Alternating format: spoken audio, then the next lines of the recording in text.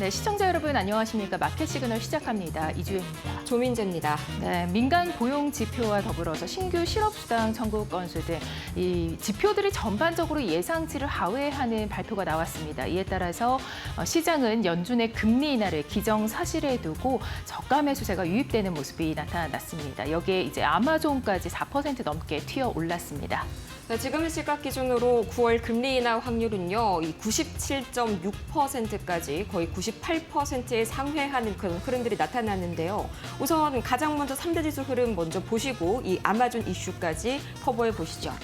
가장 먼저 현재 금리 인하 기대감이 정말 무르익을 대로 무르익었습니다. 좀 전에 말씀드렸던 것처럼 이 고용의 적색불이 켜졌습니다. 오늘 고용 관련해서 문제가 될 만한 지표가 크게 세 가지가 나왔는데 이 때문에 금리 인하 확률이 크게 올라갔고요. 거기에 더해서 저번에는 이제 구글이 시장을 이끌어줬다면 오늘의 주인공은 아마존이었습니다. 세 가지의 호재가 주로 크게 작용을 했는데 오늘 4% 강세 보이면서 현재 다우지수는 0.7% 상승했고요. 나스닥은 약 1% 가까운 급등 보여줬습니다. 또 이어서 S&P 500 역시 0.83% 상승했는데 이 최근 흐름과 다르게 이 다우지수와 나스닥 사이에 약간의 차별화가 오늘은 딱히 없었던 모습이었습니다. 전반적으로 금리 인하 기대감이 커지면서 고루고루 섹터별로 불이 들어왔고요. 이어서 마켓무버, 이 시장을 움직인 이슈 보도록 할 텐데요. 제가 방금 말씀드렸다시피 크게 세 가지 지표가 고용이 굉장히 안 좋았습니다. 먼저 8월 ADP 민간 고용이 급격하게 둔화되는 모습을 보였고요. 또 주간 실업수당 청구 건수 이것도 예상치를 상회하면서 신규 이 실업자 수가 크게 늘어났다라는 것을 보여줬습니다. 또 밤사이에 서비스업 업황 관련 지표도 나왔는데요. 이 ISM 서비스업 PMI 지표 자체는 좋았지만요. 이 세부 항목을 보시자면 고용이 3개월 연속 감소한 것으로 나타났습니다. 이 때문에 이 고용을 잡아야 한다는 이런 우려감이 더 커지게 되면서 9월 25bp 인하 확률은 97.6%까지 올라갔고요. 바로 어제가 95%대였습니다. 지금 이 정도면 거의 기정사실화라고 봐도 무방할 텐데 중요한 건 바로 내일 있을 고용 보고서입니다. 가장 중요한 고용 지표죠. 자, 여기에서 시장 예상치가 현재 고용 보고서에 따르면 7만 5천 개가 현재 금리 인하의 기준선입니다. 만약에 여기 미치지 못한다면 금리 인하가 단행될 가능성이 더 높아지는 거겠죠. 만약에 이 4만 개 미만일 경우에는 50bp 인하 가능성까지 제시가 됐으니까요. 이 점 참고해 보시면 좋을 것 같고요. 이어서 오늘 시장을 특히나 나스닥을 강하게 이끌어준 아마존 AI 에이전트 진출 소식이 가장 먼저 있었습니다. 이 퀵스위트라는 AI 소프트웨어, 업무용 소프트웨어인데요. 이걸 내부 테스트 중이라는 소식이 전해지면서 다시 한번 기대감 일으켰고요. 또 이어서 이 카이포 계약 위성 통신 사업이죠. 위성 인터넷 사업인데 이게 처음으로 항공사와의 이 계약을 따냈습니다. 이 정확히 말하자면 앞으로의 이 쿠이포가 제트블루와의 내부 인터넷, 내부 기내 항공기 인터넷을 앞으로 제공을 하겠다라는 소식이 있었고요. 가장 큰 건 엔트로픽과의 협력 소식이었습니다. 이 아마존이 투자한 AI 스타트업 엔트로픽 이번 주에 대규모 자금 조달을 앞두고 있는데요. 여기에 관련해서 이 바클레이스가 엔트로픽이 향후 아마존 웹 서비스의 성장에 분기당 최대 4%포인트까지 기여할 수 있다라는 보고서를 냈습니다. 이게 상당히 시장에서 주목을 크게 받으면서 3중 호재가 있었던 아마존. 이어서 이 스티브 밀란 이 청문회가 밤사이에 상원에서 열렸고요. 또 반대로 쿠기사의 경우에는 본격적으로 현재 범죄 수사가 착수가 된 상황입니다.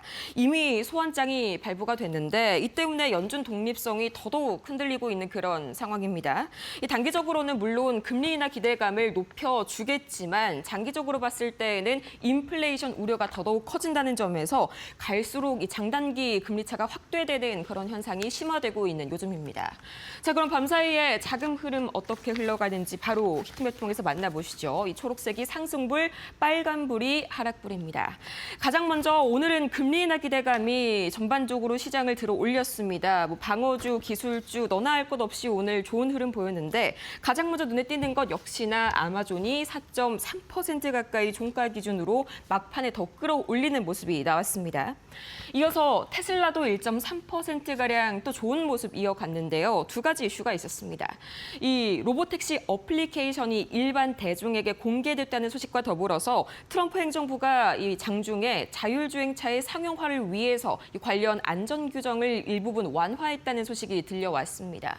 이 관련해서 오늘 우리 시장에서도 움직임 충분히 관련주들 나올 수 있다는 점 참고해 보시면 좋을 것 같고요. 이어서 메타도 1.57% 올랐습니다. 이 밤사이에 트럼프 대통령이 백악관 로즈가든에서 주요 기업인들과 만찬을 가진 게 굉장히 핫한 이슈로 떠올랐는데 이 자리에 동석한 인물을 좀 보자면 이 메타의 마크 저커버그 CEO 또 애플의 팀 쿡 CEO 이어서 마이크로소프트의 빌 게이츠까지 동참이 됐습니다. 이 머스크가 빠졌다는 게 조금은 약간은 좀 물음표가 띄어진 부분이었는데 뭐 당분간은 현재 계속 사이가 안 좋은 상황이니까 뭐 그럴 수 있다라고 시장은 해석을 했습니다. 이어서 마찬가지로 같은 이유로 마이크로소프트도 오늘 좋은 흐름 보였고요. 엔비디아가 0.6% 올라서는 모습 보였습니다. 두 가지 호재가 있었는데요. 첫 번째로는 알리바바와 또 바이트댄스 이런 중국의 빅테크 기업들이 정부의 경고에도 불구하고 엔비디아 칩을 지속적으로 구매하고 있다. 이유는 단 하나입니다. 엔비디아 칩의 성능이 훨씬 뛰어나기 때문이죠. 이 알리바바가 그 명단에 포함이 됐습니다. 이 외신 보도가 나오면서 시작부터 움직임이 좋은 엔비디아였고요. 또 장 막판에 AI 인프라 기업 람다와 15억 달러 규모의 이 AI 칩 임대 계약을 체결을 했습니다. 이 역시 엔비디아 막판 상승률을 더 높여줬습니다. 이어서 애플 0.51% 상승했는데요. 이 시리를 위한 AI 검색 툴을 내년 봄에 출시한다는 소식이 들려왔습니다.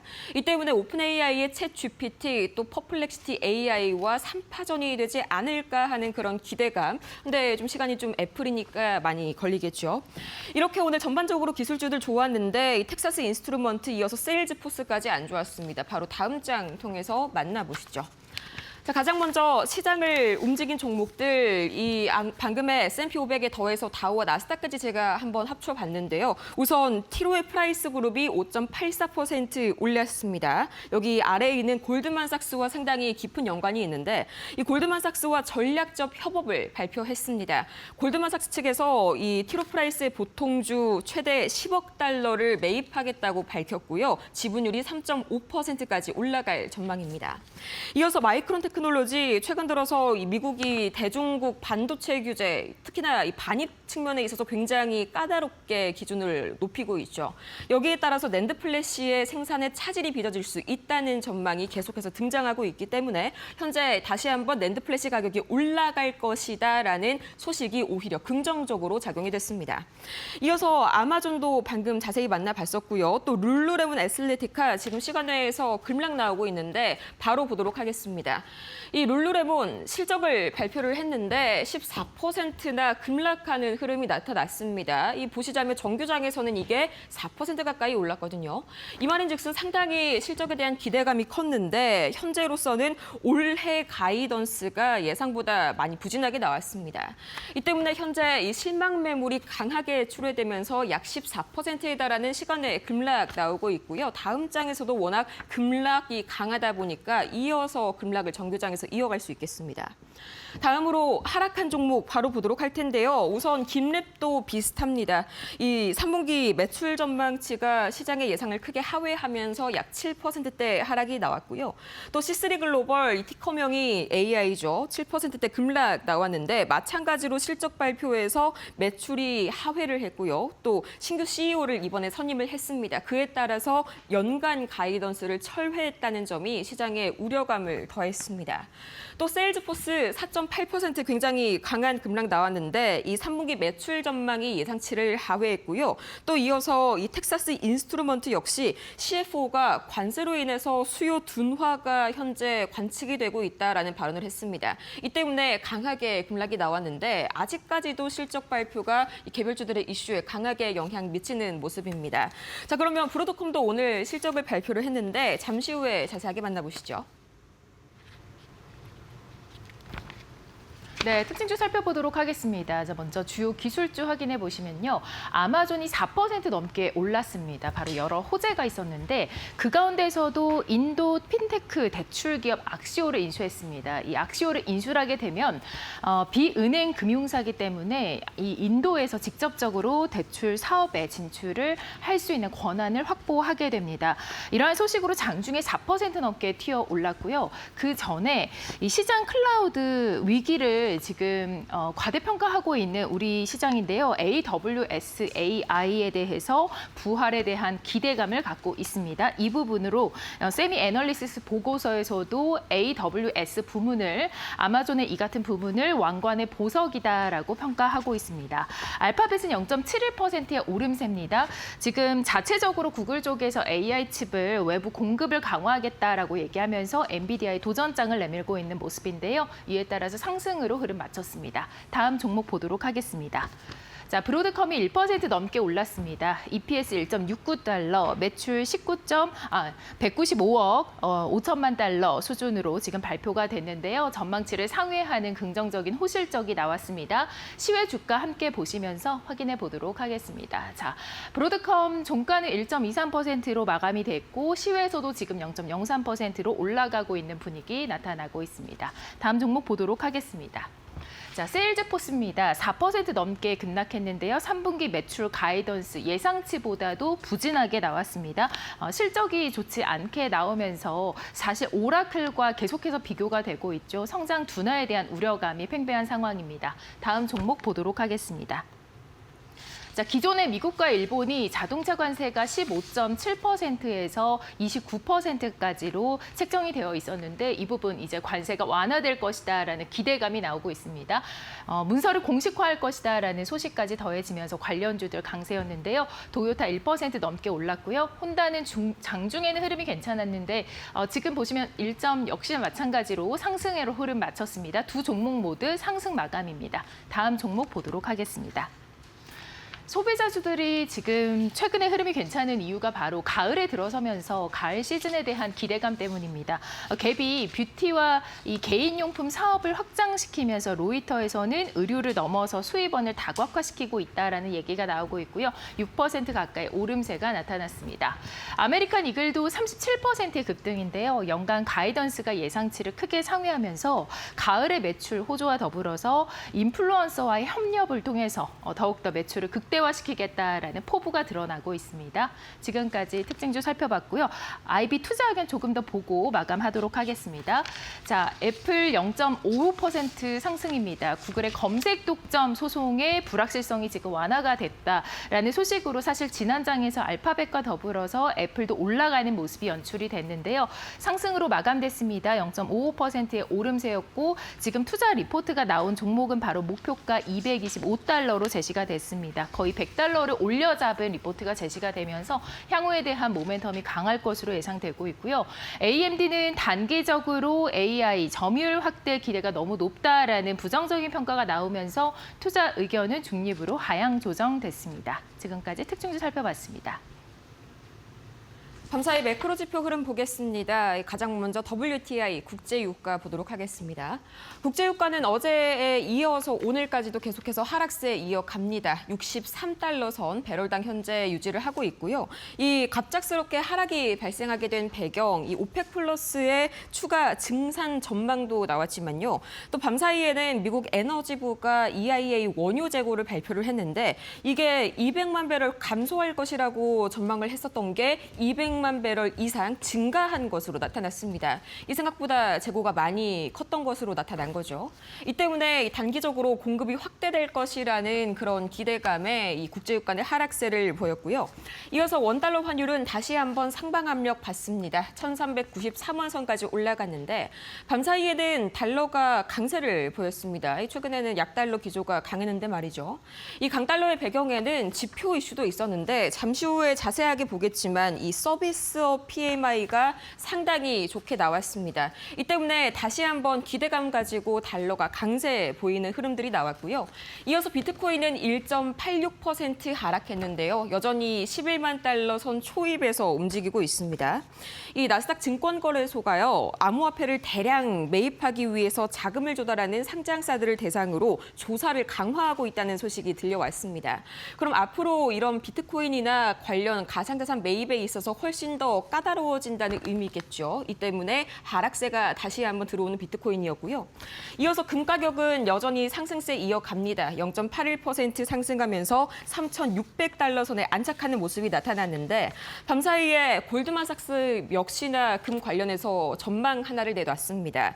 현재처럼 연준의 독립성이 계속해서 위협을 받을 경우에는 금 가격이 내년에 5,000달러에 도달할 것이다라는 전망이 나왔는데 밤사이 계속해서 연준 독립성을 흔드는 이슈들이 나왔었죠. 이 때문에 여전히 강한 금 가격입니다. 이어서 미국채 10년물과 또 미국채 2년물은 하락하는 그런 흐름들이 나타났는데 이 최근에 들어서 약세 베팅이 굉장히 미국채 시장 쪽에서 강해지고 있다고 합니다. 이 미국 정부의 막대한 재정 적자 때문인데 이 때문에 오히려 장기 국채 쪽 같은 경우에서는 현재 강한 하락이 나왔고요. 요즘 들어가지고 10년물과 2년물 오늘은 좀 흐름이 비슷했지만 약간 갈리는 그런 흐름들이 나타난다라는 보고서들이 계속해서 좀 나오고 있습니다. 그 이유가 최근 연준 독립성 위험 때문에 단기적으로는 금리 인하에 대한 기대감이 상승하고 있지만 장기적으로 봤을 때에는 인플레 압력이 자극받을 수 있다는 점이 지속적으로 시장 우려를 키우고 있다는 점 참고해 보시면 좋을 것 같고요. 오늘의 경제 지표 한마디로 좀 표현을 해보자면 고용 둔화가 여기저기서 좀 나타났습니다. 가장 먼저 8월 ADP 비농업 취업자 수, 8월 ADP 민간 고용이라고도 하죠. 이게 5만 4천 명 증가했습니다. 예상대로라면은 이게 6만 8천 명 가까이 증가를 했었어야 됐는데 10,000명 이상이 좀 하회를 하면서 예상보다 큰 폭으로 좀 증가율이 줄었습니다. 전월 대비해서는 거의 현재 반토막이죠. 여기에 ADP 수석 경제학자가 이런 말을 했는데 연초에 강한 고용 성장세가 불확실성으로 인해 꺾였다. 노동력 부족, 또 소비 심리가 위축된 점도 있고요. AI처럼 이렇게 사람을 대체하는 등 굉장히 관세 이외에도 다양한 요인들이 현재 복합적으로 작용 중이다라고 이야기를 했고요. 만약에 그렇다고 한다면 관세 이슈가 끝나더라도 고용 둔화가 지속이 생각보다 장기화가 되겠죠. 이어서 8월 ISM 이어서 이 주간 실업수당 청구 건수 역시나 상당히 부진하게 예상치보다 심각하게 나왔고요. 또 이 8월 ISM 서비스업 PMI 이 업황 자체는 계속해서 3개월 연속 확장세를 이어가면서 좋은 흐름들이 나왔습니다. 그런데 문제가 되는 점이 여기에서 현재 고용지수가 세부 항목으로 있는데 고용지수가 현재 3개월 연속 위축세 보여주고 있습니다. 이 때문에 이 고용에 대한 우려감들 다시 한번 불거졌는데 이게 연준 인사들 발언에서도 간밤에 확인이 됐습니다. 바로 보시죠. 밤사이에 나왔던 연준 인사들의 이 말말말 크게 두 가지 입장으로 나뉘어졌는데요. 가장 먼저 비둘기파적, 대표적인 이 비둘기파적 인물이죠. 뉴욕연은의 윌리엄스 총재는 이렇게 이야기를 합니다. 올해 GDP 성장률이 1.25에서 1.5% 가까이 둔화될 것으로 예상이 된다. 상당히 경기 둔화에 대한 우려감이 어제 베이지북을 보고 난 이후로 이 발언에서까지 이어졌습니다. 자, 또 이어서 기대 인플레이션은 안정적인데 실업률이 내년에 4.5%까지 올라갈 수 있다. 인플레보다 고용이 우선이다라는 말을 이어갔고요. 이걸 다 종합해 봤을 때 현재 금리를 인하하는 것이 적절하다라고 밝혔습니다. 자, 근데 반면에 해맥 총재는 여전히 매파적인 발언 이어나갑니다. 9월 금리 인하를 단행할 이유를 찾지 못했다. 굉장히 강한 어조로 좀 얘기를 했는데 인플레이션이 여전히 높은 데다가 현재 이 인플레이션이 잡힌 것 같아 보이는 이유들이 기업들이 자체적으로 가격 인상을 흡수하고 있어서지, 억제하고 있어서지 이게 언제까지 지속이 될 것 같냐, 얼마 가지 못할 것이다. 물가를 계속해서 잡아야 한다. 계속해서 이 물가와 고용 사이의 부딪힘이 연준 위원들의 의견 사이에서도 나타나고 있는 가운데 내일 고용 보고서 과연 이 예상치를 상회할지 하회할지 그 최종선인 4만 선을 웃돌지 하회할지 이 점 반드시 체크를 해보셔야겠습니다. 지금까지 뉴욕 증시 마감 봤습니다. 네, 미국 현지 연결해서 자세하게 들여다보도록 하겠습니다. 자, 김상윤 이데일리 뉴욕 특파원과 함께합니다. 안녕하십니까? 네, 김상희 이데일리 뉴욕 특파원입니다. 네, 뉴욕 증시가 일제히 상승으로 마감이 됐습니다. 고용이 발표가 됐는데 둔화된 것으로 파악되고 있고 이 부분이 이제 증시에는 불쏘시개가 되고 있습니다. 미국의 고용 상황들 현재 어떤가요? 네, 미국의 고용 시장이 한층 더 위축되고 있다는 증거가 잇따라 나오고 있습니다. 이날 발표된 신규 실업수당 청구 건수와 민간 고용 지표 모두 예상치를 밑돌면서 고용 시장 냉각 우려를 키웠습니다. 민간 고용 조사 업체 ADP에 따르면 8월 민간 고용은 5만 4천 개 증가에 그쳤는데 이는 전문가 예상치 7만 5천 개를 밑도는 수치입니다. 지난 7월 수정치 10만 6천 개에도 크게 못 미쳤습니다. 이는 함께 발표된 신규 실업수당 청구 건수는 지난 전주 대비 8천 건 늘어나 23만 7천 건으로 집계됐는데요. 전문가 전망치 23만 건을 웃돌았죠. 전날 공개된 7월 구인 이직 조사에서도 구인 건수가 2020년 이후 최저 수준에 근접했습니다. 전반적으로 고용 시장은 빠르게 둔화하고 있다 이렇게 볼 수 있습니다. 패드 워치에 따르면 9월 금리 인하 가능성은 약 97% 정도 반영하고 있습니다. 시장은 이미 부진한 고용 지표를 상당 부분 반영하고 금리 인하를 기정사실화하며 반등하고 있다고 볼 수 있습니다. 장기 국채 금리도 7월 말 이후 빠르게 떨어졌는데요. 즉 2년물 금리는 이날 1년 만에 최저치를 기록했습니다. 금리 인하 기대가 선반영된 결과로 볼 수 있습니다. 네, 그렇다면 이제 이어서 한국 시간으로 오늘 밤이 정부 공식 보고서죠. 8월에 이 비농업 고용 보고서도 발표가 되는데 이 부분이 이제 연준의 9월 금리 인하를 가늠할 수 있는 핵심 지표로 알려지고 있습니다. 좀 변수는 없을지 궁금하거든요. 네, 월가 투자은행 RBC 캐피탈 마켓은 실업률이 4.4%까지 오르거나 신규 고용이 마이너스를 기록하는 수준의 매우 약한 지표가 나와야만 시장이 0.5%포인트 인하 가능성까지 반영할 것이라고 분석했습니다. 다만 이는 경기 침체 우려를 동반할 수 있는 신호이기도 합니다. 장기적으로 이런 악재가 호재로 작용할 수는 있습니다. 내년에 세 차례 금리 인하가 있을 것이라는 기대가 커지면서 S&P 500 같은 지수가 반등할 여지도 있는 것입니다. 하지만 전문가들은 이러한 반등은 오래가지 못할 것이고 결국 성장 둔화 우려가 다시 부각되면서 시장은 다시 하락 압력을 받을 수 있다고 경고하고 있습니다. 반대로 예상보다 강한 고용 수치가 나오면 상황은 달라집니다. 에버코어 ISI는 신규 고용이 14만에서 15만 개 이상이 늘고 여기에 이전 수치의 상향 수정과 실업률의 뚜렷한 하락까지 동반돼야 금리 인하 전망이 위협받을 것으로 분석했습니다. 세븐스 리포트 리서치 역시 25만 개 이상 고용 증가와 실업률 4% 이하라는 강력한 결과가 나야만 금리 인하 기대를 꺾을 수 있다고 전망했습니다. 하지만 오히려 이런 결과가 나온다면 증시에 큰 충격이 될 수가 있죠. 정리하면 전문가들이 말하는 최선의 시나리오는 신규 고용이 5만 개 이상 소폭 증가하고 실업률이 4.3% 수준에 머무는 경우입니다. 이는 경제가 침체는 아님을 보여주면서도 연준이 금리를 인하할 명분을 확보하게 되기 때문이죠. 반대로 고용 감소와 경제활동 참가율 하락 그리고 실업률 동반 하락이 동시에 나타날 경우에는 고용 수급 자체가 악화되는 최악의 시나리오가 될 수 있습니다. 네, 들어보니 지금 강력한 결과가 나와야 금리 인하가 가능하지만 또 이 부분이 증시에는 악영향이 있을 수 있겠네요. 자, 그런가 하면 이 연준의 독립성에도 논란이 현재 나오고 있습니다. 트럼프 대통령의 경제 책사 스티브 미란 지금 이 전략가는 독립성을 존중한다라고 얘기하고 있는데 민주당은 이에 대해서 강하게 반발하고 있다고요. 네, 마이런 후보는 현재 백악관 국가경제자문위원장으로 트럼프 대통령이 새 연준 이사로 지명한 인물입니다. 그는 상원 인사청문회에서 연준의 독립성은 무엇보다 중요하다면서 확정된다면 경제 데이터를 근거로 독립적으로 판단하겠다고 말했습니다. 다만 그는 대통령 역시 통화정책에 대한 견해를 가질 권리가 있다고 덧붙이면서 논란의 여지를 남기기도 했죠. 트럼프 대통령은 그동안 금리를 낮추지 않는다고 제롬 파월 의장을 공개적으로 비판해왔고 최근에는 연준 이사 리사 쿡을 둘러싼 사기 의혹을 제기하며 해임을 추진하기도 했습니다. 이런 상황에서 트럼프 대통령이 지명한 마이런 후보가 과연 독립성을 지킬 수 있을지 관심이 쏠리고 있는 상황이죠. 민주당은 강하게 반발하고 있습니다. 엘리자베스 워런 상원 의원은 마이런의 모든 결정은 트럼프의 꼭두각시라는 의심을 받을 것이라며 그의 충성은 데이터나 독립성보다는 트럼프의 입맛에 맞는 말에 있다고 비판하기도 했습니다. 다만 마이런 후보는 백악관으로부터 금리 인하 요구는 어섭다고 선을 긋기도 했습니다. 공화당 의원의 신뢰를 확보하기 위한 평가로 봅니다. 또 연준이 기후 변화 등 본래 권한을 넘어선 사안에 개입하는 것은 의회의 임무를 벗어나는 행위라고 이를 막겠다는 입장도 밝혔습니다. 의회는 공화당이 현재 장악하고 있습니다. 그렇기 때문에 무난히 마이런은 청문회를 통과할 전망입니다. 그가 연준 내에서 제롬 파월 의장의 리더십을 얼마나 흔들지는 앞으로 지켜봐야 할 주요 포인트가 될 것 같습니다. 네, 청문회 결과도 잘 살펴봐야 될 것 같습니다. 자, 지금까지 이데일리 김상윤 뉴욕 특파원과 함께했습니다. 도움 말씀 고맙습니다. 네, 감사합니다. 네, 잠시 후 시장을 주도한 이슈들 머스노5에서 살펴보시죠.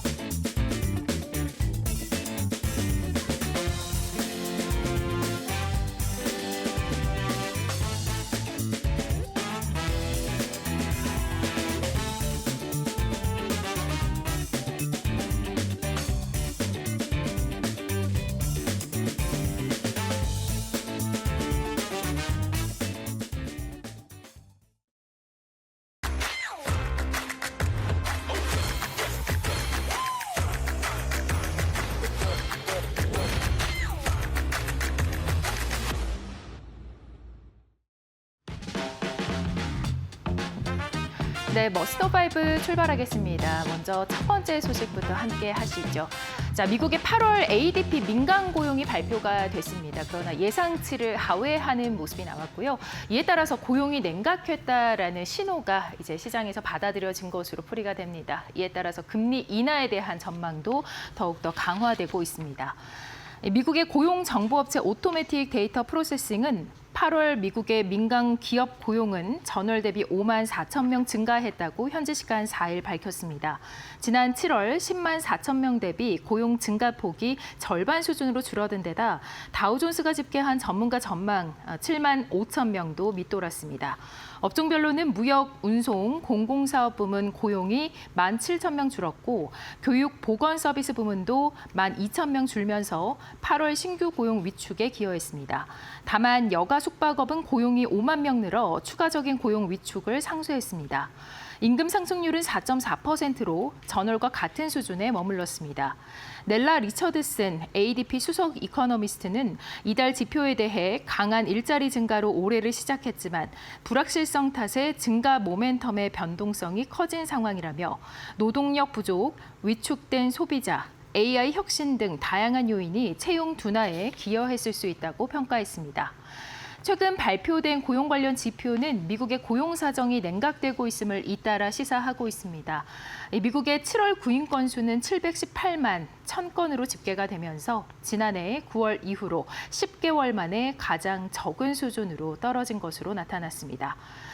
전문가들은 연준이 노동시장 냉각에 대응해서 이달 중 기준금리 인하에 나설 것으로 예상을 하고 있고요. 월가에서는 이 8월 비농업 고용보고서에서 최근 고용 상황이 어떻게 변화했을지 촉각을 곤두세우고 있습니다. 그런가 하면 지난주 신규 실업수당 청구 건수가 23만 7천 건으로 한 주보다 8천 건 증가했다고 현지 시간 4일 발표가 됐는데요. 증가폭은 지난 6월 중순 이후 2개월 만에 가장 큰 데다 다우존스가 집계한 전문가 전망치를 웃돌았습니다. 다만 2주 이상 실업수당을 신청한 계속 실업수당 청구 건수는 8월 17일부터 23일 주간 194만 건으로 집계가 되면서 한 주 전보다 4천 건 감소했습니다. 현재 고용 사정이 빠르게 냉각되는 것 아니냐는 우려가 커진 가운데 월가에서는 이러한 실물, 고용 시장 지표에 주목을 하고 있습니다. 네, 이어서 아마존 소식 보도록 하겠습니다. 자, 아마존이 지난 전일 밤에서 크게 급등하는 모습을 보였습니다. 4%가 넘게 주가가 올랐는데요. 바로 다양한 호재 때문입니다. 일단 먼저 인도에서 직접적으로 대출 사업에 진출할 수 있는 권한을 확보했습니다. 아마존이 이 인도 벵갈루루 본사를 둔 비은행 대출 기관인 악시오를 인수했습니다. 그런가 하면 더불어서 인도에서 이러한 인수와 함께 직접 대출 사업에 대한 접근을 확보했다라고 밝혔습니다. 아마존 신흥시장 결제 담당 부사장인 마헨드라 네루르카리는 인도 중앙은행이 6월에 이 거래를 승인했다고 밝혔습니다.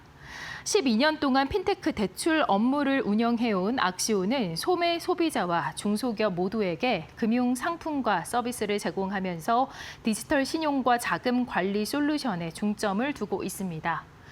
네로르카르는 이 자세한 내용을 밝히진 않았지만 세계 최대의 온라인 소매업체 악시오를 통해서 결제대금 대출과 아마존 이외의 여러 새로운 목적지를 포함한 다양한 신용상품을 플랫폼에서 제공할 계획이라고 밝혔습니다.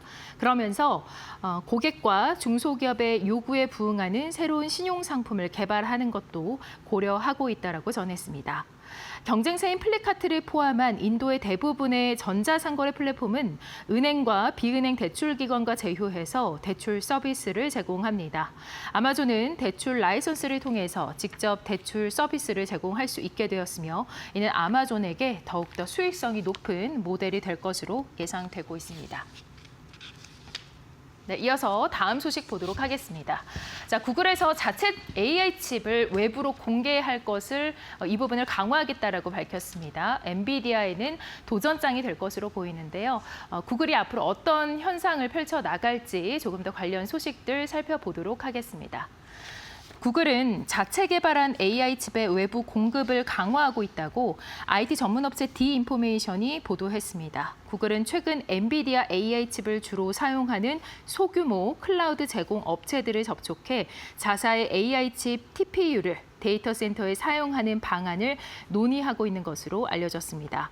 소식통은 구글이 영국 런던에 본사를 둔 클라우드 업체 플루이드 스택과 협력해서 뉴욕 데이터 센터에 TPU를 장착하기로 합의했다고 전했습니다. 또 챗GPT 개발사 오픈 AI를 위해서 엔비디아 칩 전용 데이터 센터를 구축 중인 크루소, 엔비디아가 투자한 데이터 센터 기업 코어위브 등과 유사한 협상을 추진한 것으로 알려졌습니다. 구글의 공략 대상은 주로 엔비디아 칩에 크게 의존하는 새로운 클라우드 제공 업체들이라고 이 매체는 강조했는데요. 특히 TPU 확산을 위해서 플루이드 스택에 인센티브를 제공하기로 했다고 보도했습니다. 플루이드 스택은 뉴욕 신규 데이터 센터를 빌려서 TPU를 장착할 예정인데 이 센터의 운영 비용을 감당하지 못할 경우에는 최대 32억 달러까지 보증하겠다는 것입니다. 구글의 이러한 움직임은 엔비디아의 GPU에 맞서서 자사의 TPU를 확대하기 위한 움직임으로 풀이가 되고 있습니다. 네, 이어서 테슬라가 로보택시 앱을 공개했습니다. 이제는 일반 승객도 이용이 가능할 것으로 예상이 되고 있고요. 로보택시 이용률이 얼마나 올라갈지도 주목이 되고 있습니다. 테슬라는 현지 시간 3일 로보택시 앱을 일반에 공개했습니다. 테슬라는 플랫폼 X를 통해서 앱을 지금 다운로드하고 대기자 명단에 등록할 수 있다라고 발표했습니다. 이 앱은 현재 애플 아이폰에서만 사용할 수 있는데요. 테슬라는 향후 서비스 확대를 위해서 현재 안드로이드 버전도 준비 중이라고 밝혔습니다. 지금까지 테슬라는 미국 텍사스주 오스틴에서 일부 투자자와 분석가, 소셜미디어 인플루언서를 대상으로 자율주행 기술이 적용된 모델 Y 차량을 통해 서비스를 제공해왔으며 지난 7월 말부터는 샌프란시스코 베이 지역에서도 승차 공유 서비스를 시작했습니다. 다만 캘리포니아 지역에서는 자율주행 택시 운행 허가를 받지 못해 운전자가 운전하는 형태의 서비스를 제공했습니다. 일론 머스크 CEO는 전용 앱을 통해서 본격적으로 로보택시 사업을 확장할 수 있게 됐다면서 향후 자율주행 사업과 로보택시가 테슬라의 가장 중요한 성장 동력이 될 것이라고 말했습니다. 네, 오클로 소식 함께 보도록 하겠습니다. 자, 핵연료센터의 첫 단계죠. 바로 재활용 공장을 설치하는 것인데요. 이 부분에 있어서 오클라가 테네시에서 핵 폐기물 재활용 공장을 설치하고 또 여기서 제작하고 운영할 계획이다라고 밝혔습니다. 관련 소식 함께 보도록 하겠습니다. 원자력 발전회사 오클로가 핵연료센터의 첫 단계로 핵 폐기물을 재활용하는 공장을 테네시에 설계, 건설, 운영할 계획이라고 현지 시간 4일 밝혔습니다. 해당 비용은 최대 16억 8천만 달러에 달할 것으로 예상됩니다. 만약에 이 부분이 성공한다면 원자력 규제위원회의 승인이 필요한 이 연료 공장은 미국 최초의 공장이 될 것인데요. 이 공장은 2030년대 초에 가동을 시작하고 800개 이상의 일자리를 창출하는 것을 목표로 합니다. 오클로는 2027년 말에 NRC로부터 원자로 허가를 받기를 바라고 있는데요. 연방 정부가 소유한 테네시 밸리 개발 공사와 협력해서 핵 폐기물을 재활용하고 이 오클로 원자로에서 TVA로의 전력 판매를 평가할 계획입니다. 오클로의 공동 창립자이자 CEO인 제이콥 트위드는 사용 후 핵 연료를 대규모로 재활용함으로써 폐기물을 기가와트 규모로 전환하고 그 비용을 절감하며 안전한 미국 공급망을 구축할 것이다라고 이야기했습니다. 오클로는 현재 미국 원자로 시설에 보관되어 있는 폐기물을 재활용하면 사우디아라비아의 석유 매장량의 5배에 해당하는 에너지를 얻을 수 있을 것으로 전망하고 있습니다. 네, 지금까지 머스노5 살펴봤습니다.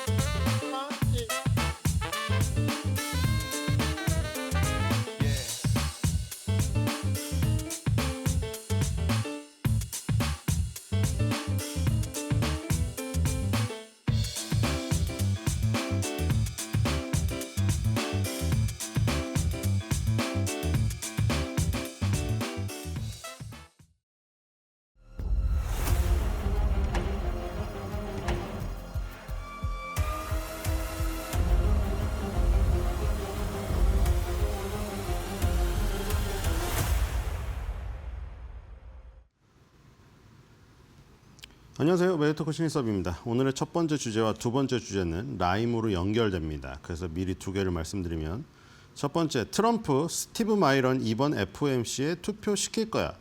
두 번째는 트럼프 리사 쿡 이번 FOMC에 투표 안 시킬 거야. 입니다. 자, 지금 9월 16일부터 FOMC 일정이 시작되기 때문에 굉장히 지금 긴박하게 돌아가고 있습니다.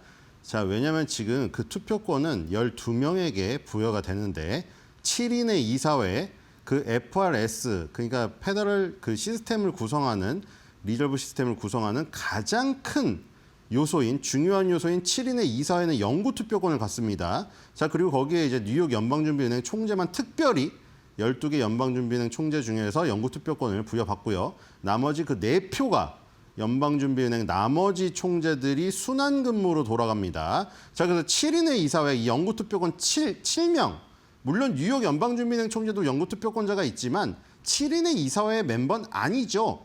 약간 저기 같은 용병 같은 느낌이기 때문에 7인의 이사회가 핵심이죠.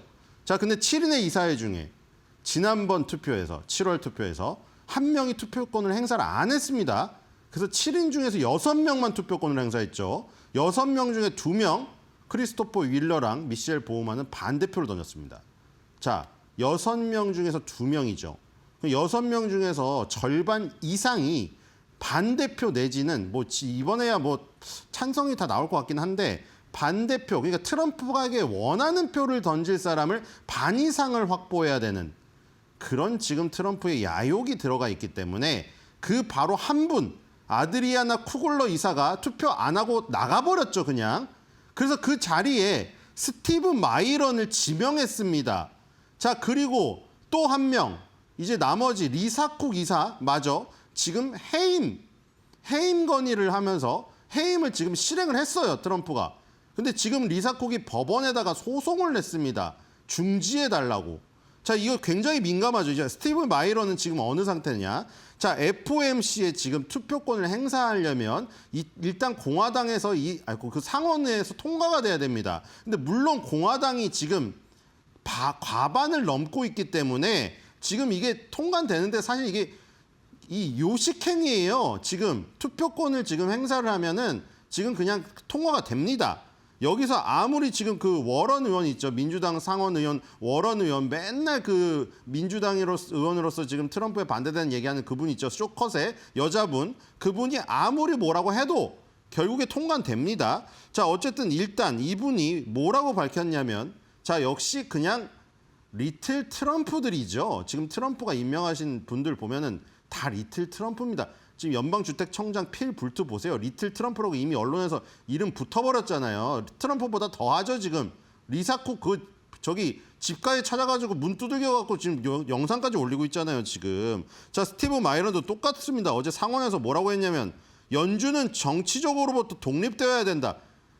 그러니까 지금 트럼프가 얘기한 그대로죠. 연준이 하는 행위는 정치적 행위고 다 정치적인 투표다. 그러니까 우리가 뭐 물론 너무 FRS 시스템을 신성시해가지고 그 성역으로 여겨도 안 되지만 지금까지 역사나 흘러온 길이나 이런 거 봤을 때 대통령들도 웬만하면은 독립적인 기관으로 건들지 않고 웬만하면은 찾아가지도 않고 그들만의 어떤 선의로 투표가 이루어지게끔 그렇게 믿어왔잖아요. 그리고 경제 방송에서도 항상 꼼꼼히 지표를 따져서 저 나라를 위해서 미국을 위해서 저렇게 아주 민감한 것들을 잘 따져서 투표를 하시는구나 이렇게 생각을 했는데 거기다가 아주 그냥 오물을 그냥 쏟아부어 버렸습니다. 자, 그래서 지금 어떻게 됐냐면 연준이 지금까지 한 모든 투표 행위는 다 정치적인 투표 행위로 지금 치부를 시켜버립니다. 그러니까 결국 민주당이 임명한 이사는 민주당 입맛대로, 공화당이 임명한 이사는 공화당 입맛대로 투표를 한 거지. 우리가 지금까지 생각했던 대로 무슨 개인 소비 지출 참조하고 주택 지표 참조하고 물가 고용 지표 막 여러 가지 다 따져보고 미시간대 소비자 심리지수 나오는 거 심리 어떤가 다 설문조사 파악하고 그 베이지북 보고 12개 연방준비은행 산하의 그 12개 지역의 경기가 어떤가 다 파악하고 그래서 고민해서 했던 거라는 그런 어떤 그 생각을 다 깨부셔버리고 있어요. 이분이 또 그렇게 얘기를 해버렸잖아요. 또 독립성을 강조했습니다. 그러니까 이게 무슨 얘기예요? 지금까지 연준은 독립성을 당연히 강조했다고, 독립성을 당연히 강조했다고 생각하고 있고 누구나 그렇게 생각하고 있었는데 독립성이 없었다고 지금 완전히 FRS 시스템 자체를 폄하하고 있죠, 지금. 자, 그래서 또 웃긴 거는 지금 이분이 국가경제자문위원회 의장이죠. 직책을 유지한답니다. 무급휴직으로. 거의 유급휴직은 아니에요. 결국 유급휴직은 아닙니다. 유급휴직이었으면 더 웃겼을 거예요. 돈을 받으면서 휴직을 한다. 어쨌든 무급휴직으로 그 직책을 놓고 싶지 않답니다.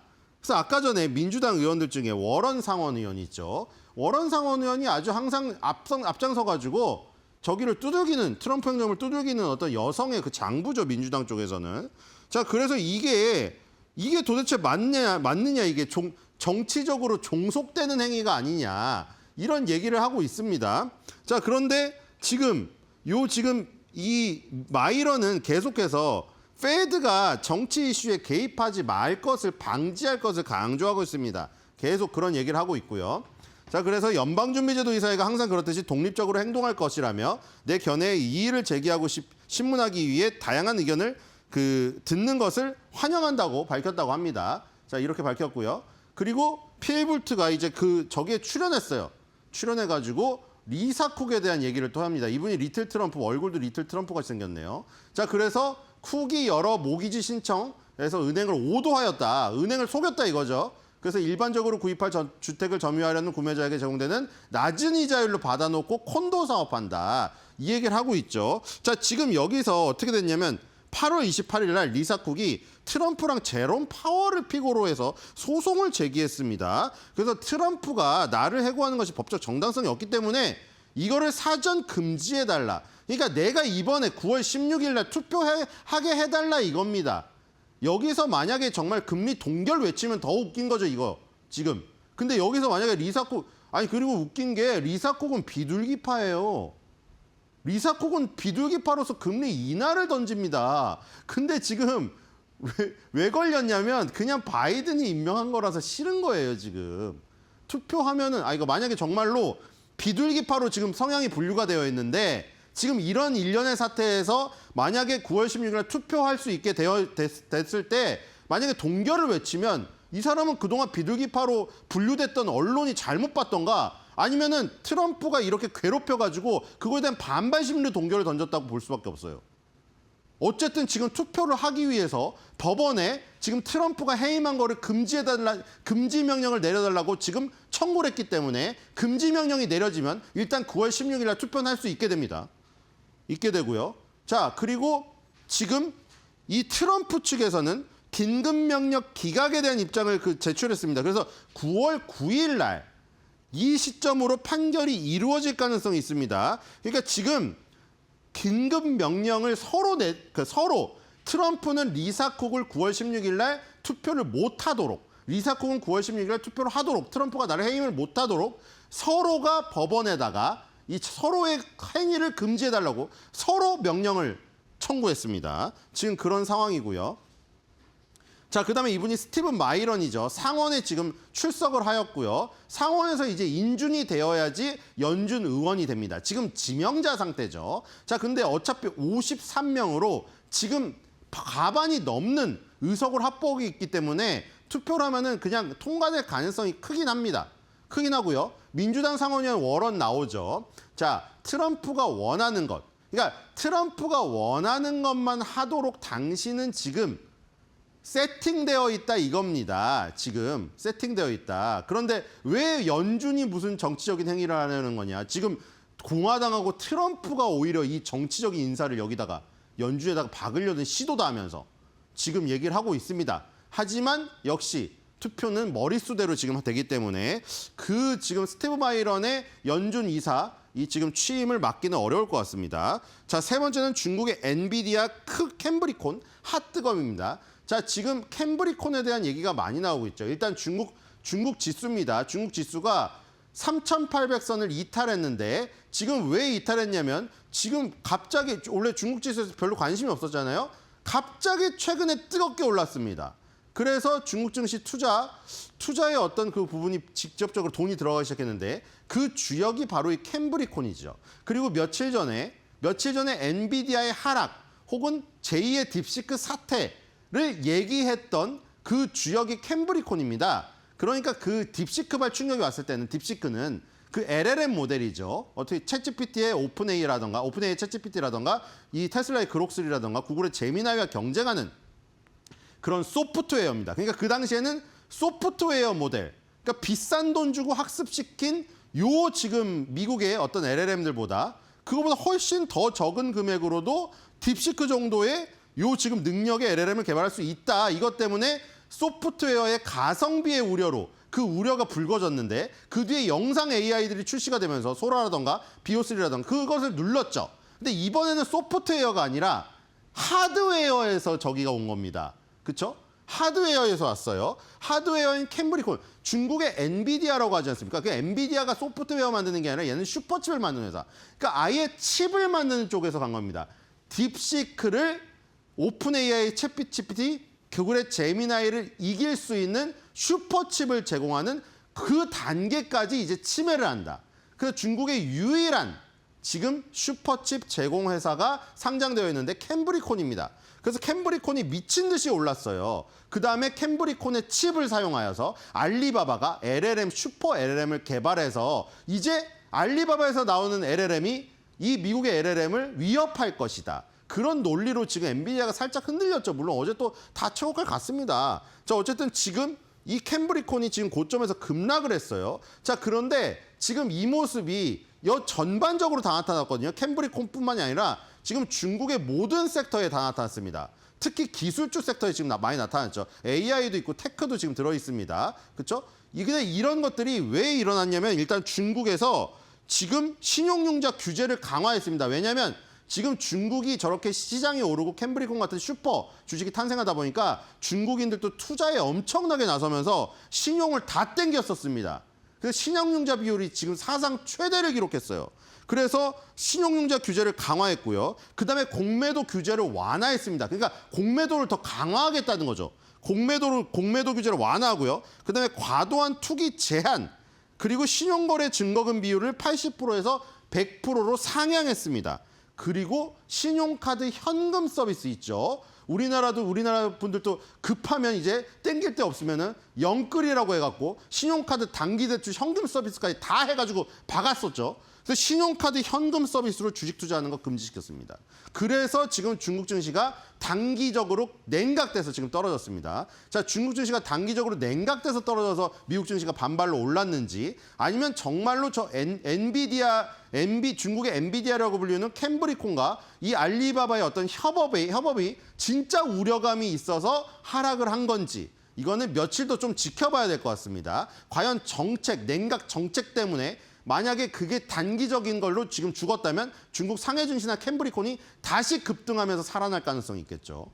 자, 마지막은 지금 최근에 이제 관세의 어떤 그 부분이 갑자기 조금 브레이크가 걸렸습니다. 왜냐하면 할 거 다 했고 그 다음은 어려운 상대들만 남았죠. 미국 입장에서. 지금 브라질, 인도, 중국, 그쵸? 그 다음에 러시아까지 브릭스에 해당하는 나라들은 중국을 어떤 지금 기준점으로 해가지고 지금 굉장히 미국에 반발을 하고 있습니다. 그리고 지금 북중러 정상회담까지 열렸죠. 지금 이 구도 때문에 더 이상 진행이 안 되고 있어요. 거기다가 캐나다, 멕시코 같은 이 남북으로 이 미국과 국경을 인접하고 있는 부분, 여기도 지금 더 악화되고 있습니다. 그래서 가장 최근에 지금 어디까지 와 있는가 정리를 했습니다. 자, 캐나다, 멕시코, 일단 USMCA라고 우리나라로 따지면 FTA에 해당되는 캐나다랑 멕시코랑 미국이 맺은 협정이 있습니다. 이런 것 때문에 국경 간 무역의 85% 이상은 영향을 받지를 않습니다. 일단 광범위한 25% 관세가 부과되었지만 저것 때문에 안 되고 있는데, 자, 캐나다가 뭐를 하고 있냐면은 미국 상품에 대한 자국 관세의 약 70%가 여전히 유효한 상태고요. 그리고 6월 달에 미국이 철강, 알루미늄 관세를 50%로 25%에서 2배로 올려버렸죠. 그래서 캐나다가 회담이 결렬될 경우 추가 보복 조치를 취할 계획으로 대응을 해버렸죠. 그러니까 캐나다랑 미국이 사실 우방인데 여기는 지금 사이가 더 멀어지고 있습니다.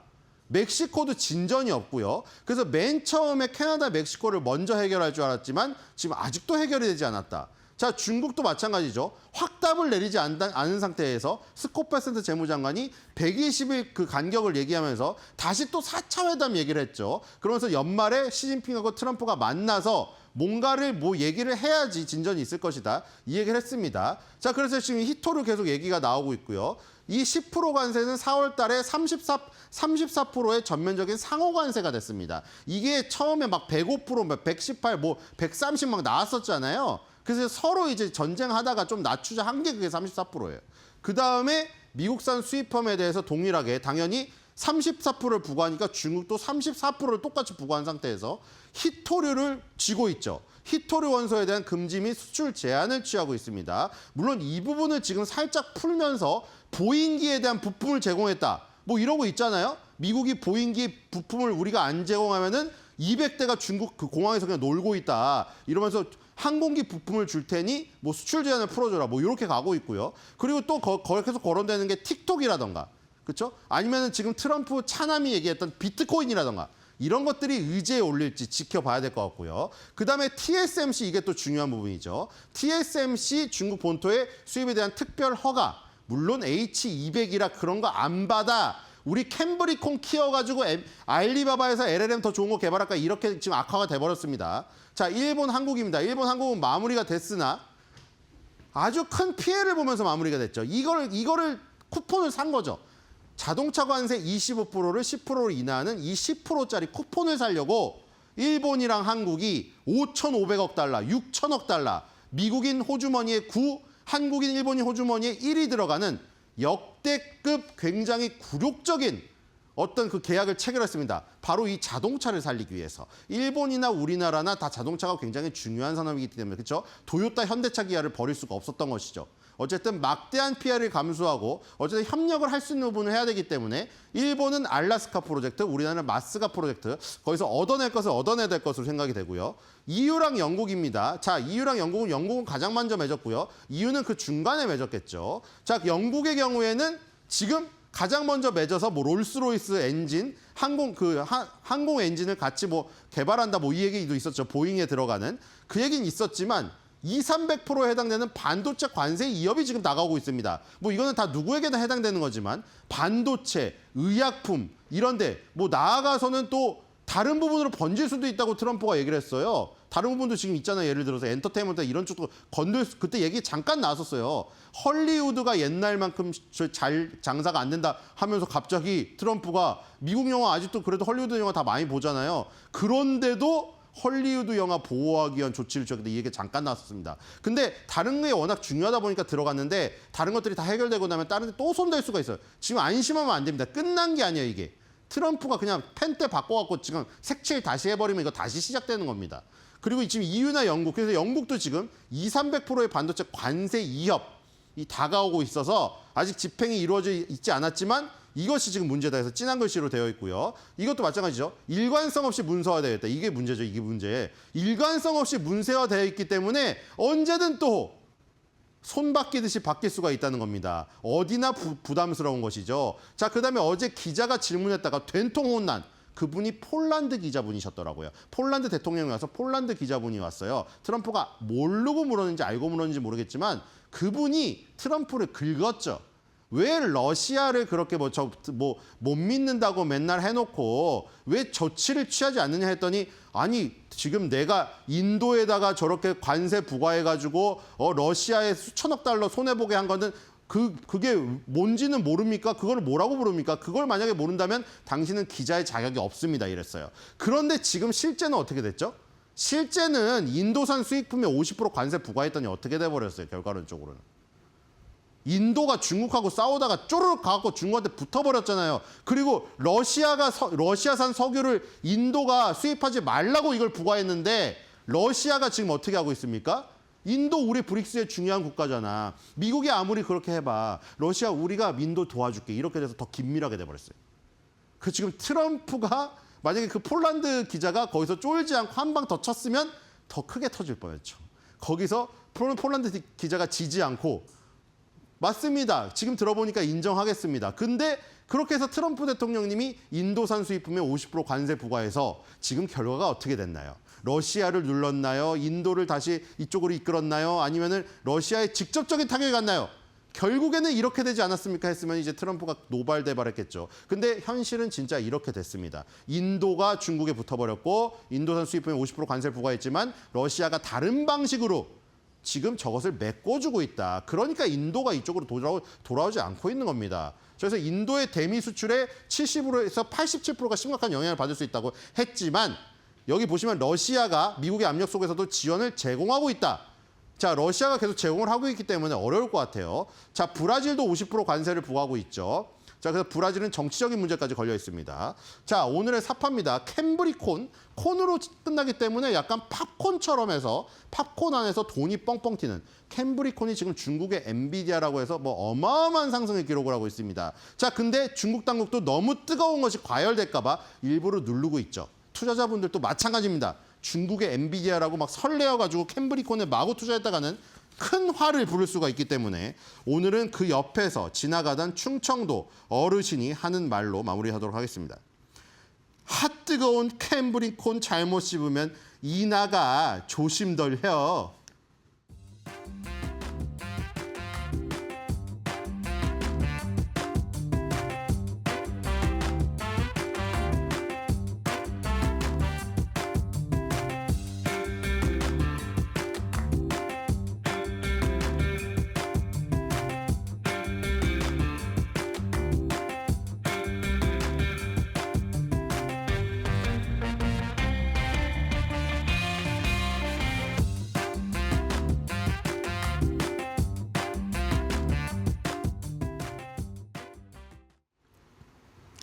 이 밤사이 정확히는 이제 뉴욕 증시가 마감된 이후에 브로드컴의 실적이 발표가 됐습니다. 이 실적 발표 직후에는요, 주가가 잠깐 시간의 거래에서 빠지는 모습이 나타났는데 지금 이 시각 정확히 3.6%대 시간의 거래에서 강세 보이고 있는 브로드컴입니다. 이 최근 불거진 AI 인프라, 특히나 AI 투자에 대한 막대한 자본 지출이 과연 합당한 것인가 버블론을 무색하게 만들어주는데 이 바로 보시겠습니다. 가장 먼저 브로드컴의 전반적인 실적 현재 상황입니다. 우선 2분기 실적이요. 매출과 주당 순이익 모두 상회하면서 다 좋게 나타났습니다. 이어서 4분기 가이던스까지 전부 다 예상치를 상회를 했고요. 아니 그러면 왜 대체 실적 발표 직후에 잠깐 주가가 빠졌냐? 이게 보시면요. 그 어닝 콜 전에 나오는 이 위스퍼링 넘버, 그러니까 우리가 시장 예상치라고 말하는 것과는 다른 그런 수치입니다. 우리가 공개적으로 월가에서 말하는 예상치가 아니라 이 실제적으로는 이 정도 오를 것이다라고 약간 귓속말로 월가에서 퍼지는 걸 위스퍼링 넘버라고 하는데, 이 위스퍼링 넘버를 살짝 조금 하회하는 그런 흐름이 나타났습니다. 하지만 그 이후에 계속해서 이 중문형 반도체 칩의 절대 강자로서 AI 칩 관련 매출들이 여전히 견조하다는 점, 그리고 앞으로도 그런 성장세가 이어질 것이라는 점이 컨퍼런스 콜을 통해서 확인이 되자 현재 점차 갈수록 시간의 거래에서 상승폭 확대하고 있는 브로드컴입니다. 자, 이렇게 2분기 실적도 좋았고요. 또 4분기 가이던스 전부 좋았고요. 가장 시장의 눈길을 끌었던 것은 바로 이 AI 반도체 관련 매출이었습니다. 이 브로드컴의 현재 역할을 한번 볼까요? 에이스, 그러니까 주문형 반도체계의 절대 강자죠. 엔비디아 GPU만으로는 해결하기가 어려운 부분들을 보완해주는 맞춤형 칩들을 하이퍼스케일러, 그러니까 대규모 클라우드 기업들에게 제공을 해주는 맞춤형 칩을 제작해주는 기업이다라고 보시면 되겠는데, 보시다시피 여전히 견조합니다. 예상치를 넘어서는 그런 현재 매출을 자랑했고요. 또 가이던스 측면에서 봤을 때 AI 반도체 4분기 역시도 크게 예상치를 뛰어넘을 것으로 현재 예상이 되고 있습니다. 자, 그러면은 컨퍼런스 콜에서는 어떤 이야기가 나왔는지 자세하게 보시죠. 자, 보시면 컨퍼런스 콜에서 나온 내용 대부분이요. 다시 한번 AI 거품론에 대한 우려를 기후로 바꿔주는, 불필요한 걱정이다로 바꿔주는 내용이었습니다. 가장 먼저 이 첫 번째로 맞춤형 AI 가속기, 네트워킹, 또 이 VM웨어가 3분기에 사상 최대 매출을 견인을 했다. 방금 제가 보여드린 이 매출, 3분기 매출이요, 사상 최대였습니다. 그리고 앞으로도 이런 수요가 지속이 될 것이다라고 이야기를 했는데, 보시자면 주요 고객 3사의 이 커스텀 AI 가속기 수요가 지속적으로 증가 중이다. 그리고 이 세 고객사 이외에도 다른 고객사들과 자체 AI 가속기 개발을 위해서 협력 중이다라고 밝혔고요. 또 이어서 계속해서 관련해서 11개 분기 연속 성장세가 이어질 것이라고 전망했습니다. 그리고 이 3사에 이어서 이제는 네 번째 기업이 등장을 하게 됐는데요. 이 지난 분기에 신규 고객이 누구인지는 정확히 밝히지는 않았습니다만 100억 달러 이상의 AI 렉을 주문을 했다. 그렇기 때문에 엄청난 현재 수요가 증가세를 여전히 이어가고 있다라는 점을 시사를 해줬고요. 또 이어서 2026년 이 내년 회계연도 전망 역시 상향 조정했는데, 여기에서 가장 중요한 것도 AI 매출이겠죠. 이 2026년, 그러니까 내년 AI 매출이 300억 달러 이상 늘어날 것이다라고 전망을 했습니다. 그러면서 현재 이 1,100억 달러 규모의 수조 잔고 절반 이상이 바로 반도체에서 나오고, 그 반도체 매출을 AI가 이끌고 있다라고 이야기를 했는데, 거기에 더해서 2026년 이 AI 부문의 성장률을 50%에서 60% 가까이 올려 잡았습니다. 또 이어서 BAI 부문에서도 계속해서 이 예약 건수가 전년 대비 20% 이상 증가하는 등 긍정적인 신호가 나오고 있다라고 이야기했고요. 또 계속해서 이 4분기에는 전년 대비 BAI 반도체 사업 역시 플러스로 흑자 전환될 것이다라면서 매출 성장에 대한 기대감을 더욱더 키웠습니다.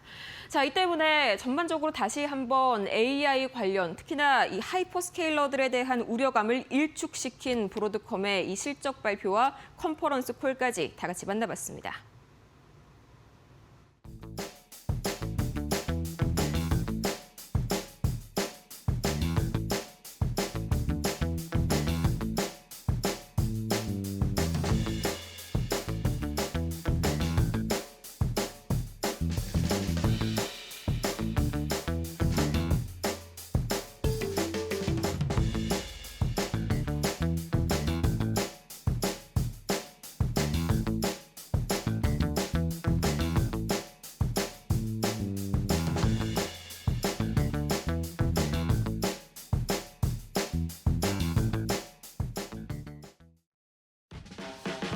네, 여러분 안녕하십니까. 9월 5일 금요일입니다. 9월 첫 번째 또 금요일.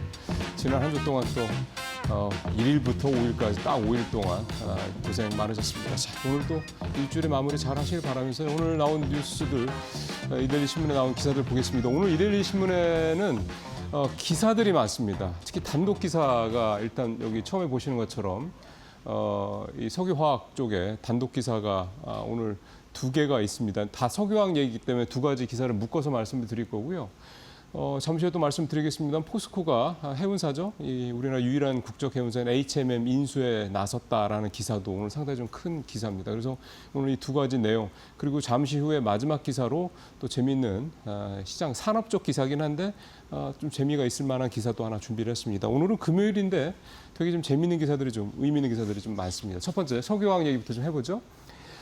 지금 정부가 석유화학 산업 재편에 대한 얘기 계속 하고 있습니다. 사실 지금 국내 주력 특히 이제 장치 산업 쪽, 그러니까 이 중우장대한 쪽 산업 쪽에서 가장 심각한 위기에 있는 게 석유화학 산업입니다. 근데 지금 일단 단독에 올라온 제목 보시는 것처럼 채권은행이 석화 뉴머니 공급한다. 우선 변제권 명시. 이 제목을 간단하게 요약을 해서 드리면 조건을 달고 돈을 공급하겠다 이 얘기가 됩니다. 이거는 뭐 당연히 채권은행들의 뭐 자의적인 판단보다는 정부의 그런 어떤 요청이 있었을 것으로 생각이 좀 되고요. 이 돈은 쓸 때가 정해져 있습니다. 그러니까 기존의 메틸렌 등 범용 석유화학 제품 만드는 데 들어가면 안 되고요. 스페셜티 만드는 데만 활용을 해야 됩니다. 그렇기 때문에 용처가 딱 정해져 있는 그런 자금이라고 볼 수가 있겠고 혹시 이 산업 재편 지원 방안과 관련된 그 표가 준비가 됐는지 모르겠습니다. 그거를 보면은요. 전제는 대주주들의 사재 출연 등 적극적인 자구 노력을 기본 전제로 좀 하고요. 그다음에 만기가 이제 다가온 그런 자금들 있지 않겠습니까? 일부분들은 이자 유예 등 하고 이자도 유예해주고 그다음에 롤오버, 그러니까 만기를 연장을 해주겠다라는 거니까 그 기존 대출을 갚게 하지를 않겠다라는 겁니다. 보통 채권단 같은 경우는 얘네들 석유화학 업종들 되게 힘든 상황이네. 그러면은 내가 돈 빌려준 거 빨리 회수해야지 이렇게 보통 가죠. 이제 그걸 사실은 이제 막고 오히려 돈을 더 추가로 지원을 해주라. 이렇게 따지면은 언뜻 생각하면 이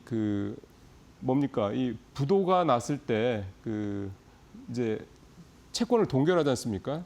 부도가 나는 게 아니라 법정 관리 들어갔을 때 채권을 동결하는 상황이죠. 그다음에 이자도 딱 이자 지급이나 이런 걸 다 유예를 시킵니다. 동결을 시켜서. 근데 이제 그런 상황에 가지 않도록 하기 위해서 한 번 더 어떻게 보면 이제 마중물 자금을 수여를 한다 이렇게 좀 보시면 되겠고요. 스페셜티를 전환할 때 R&D 자금을 지원한다. 여기까지 얘기가 하나가 있고 두 번째 단독 기사는 국내 2, 3위 에틸렌 생산업체인 롯데케미컬하고 여천 NCC가 나프타 분해 설비, NCC라고 보통 얘기 많이 하죠. 요거에 빅딜을 추진하다. 그러니까 이게 그동안에 계속 나왔던 얘기가 빅딜을 해야 된다는 겁니다. 지금 중국이랑 중동한테 에틸렌 이거로 가격 경쟁이 안 되니 우리는 다 합쳐서 그 사이에 들어가는 여러 가지 비용 요소들을 최소화해서 그래서 가격을 최대한 낮춰야 그나마 경쟁이 된다 이런 얘기가 되는 거죠. 중동산에 비하면 2.5배 비싸고요. 중국산에 비하면 2배 비싸거든요. 에틸렌 가격. 누가 갖다 쓰려고 하겠습니까? 국내 업체들도 국산 에틸렌 갖다 쓰기 어렵죠. 그러니까 이런 구조적인 문제들을 좀 해결을 해보겠다라고 이런 차원의 얘기가 좀 나왔고요.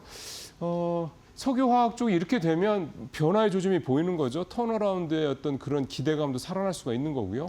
석유 업종들 최근에 이 업계 재편 얘기 나오면서 조금씩 움직였는데 오늘 2가지 나온 기사를 좀 보면서 조금 더 관심들이 좀 생길 수 있겠다 이런 생각도 좀 듭니다.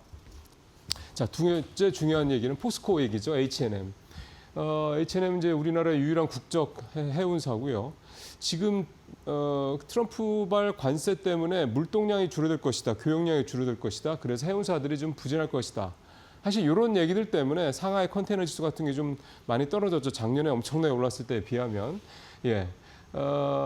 그 사이에 그러니까 사실 팬데믹 이후에 지난 한 4년 동안 해운사들이 진짜 돈을 엄청나게 벌었습니다. 뭐 1년에 몇 조 단위로 돈을 벌었으니까요. H&M도 마찬가지고요.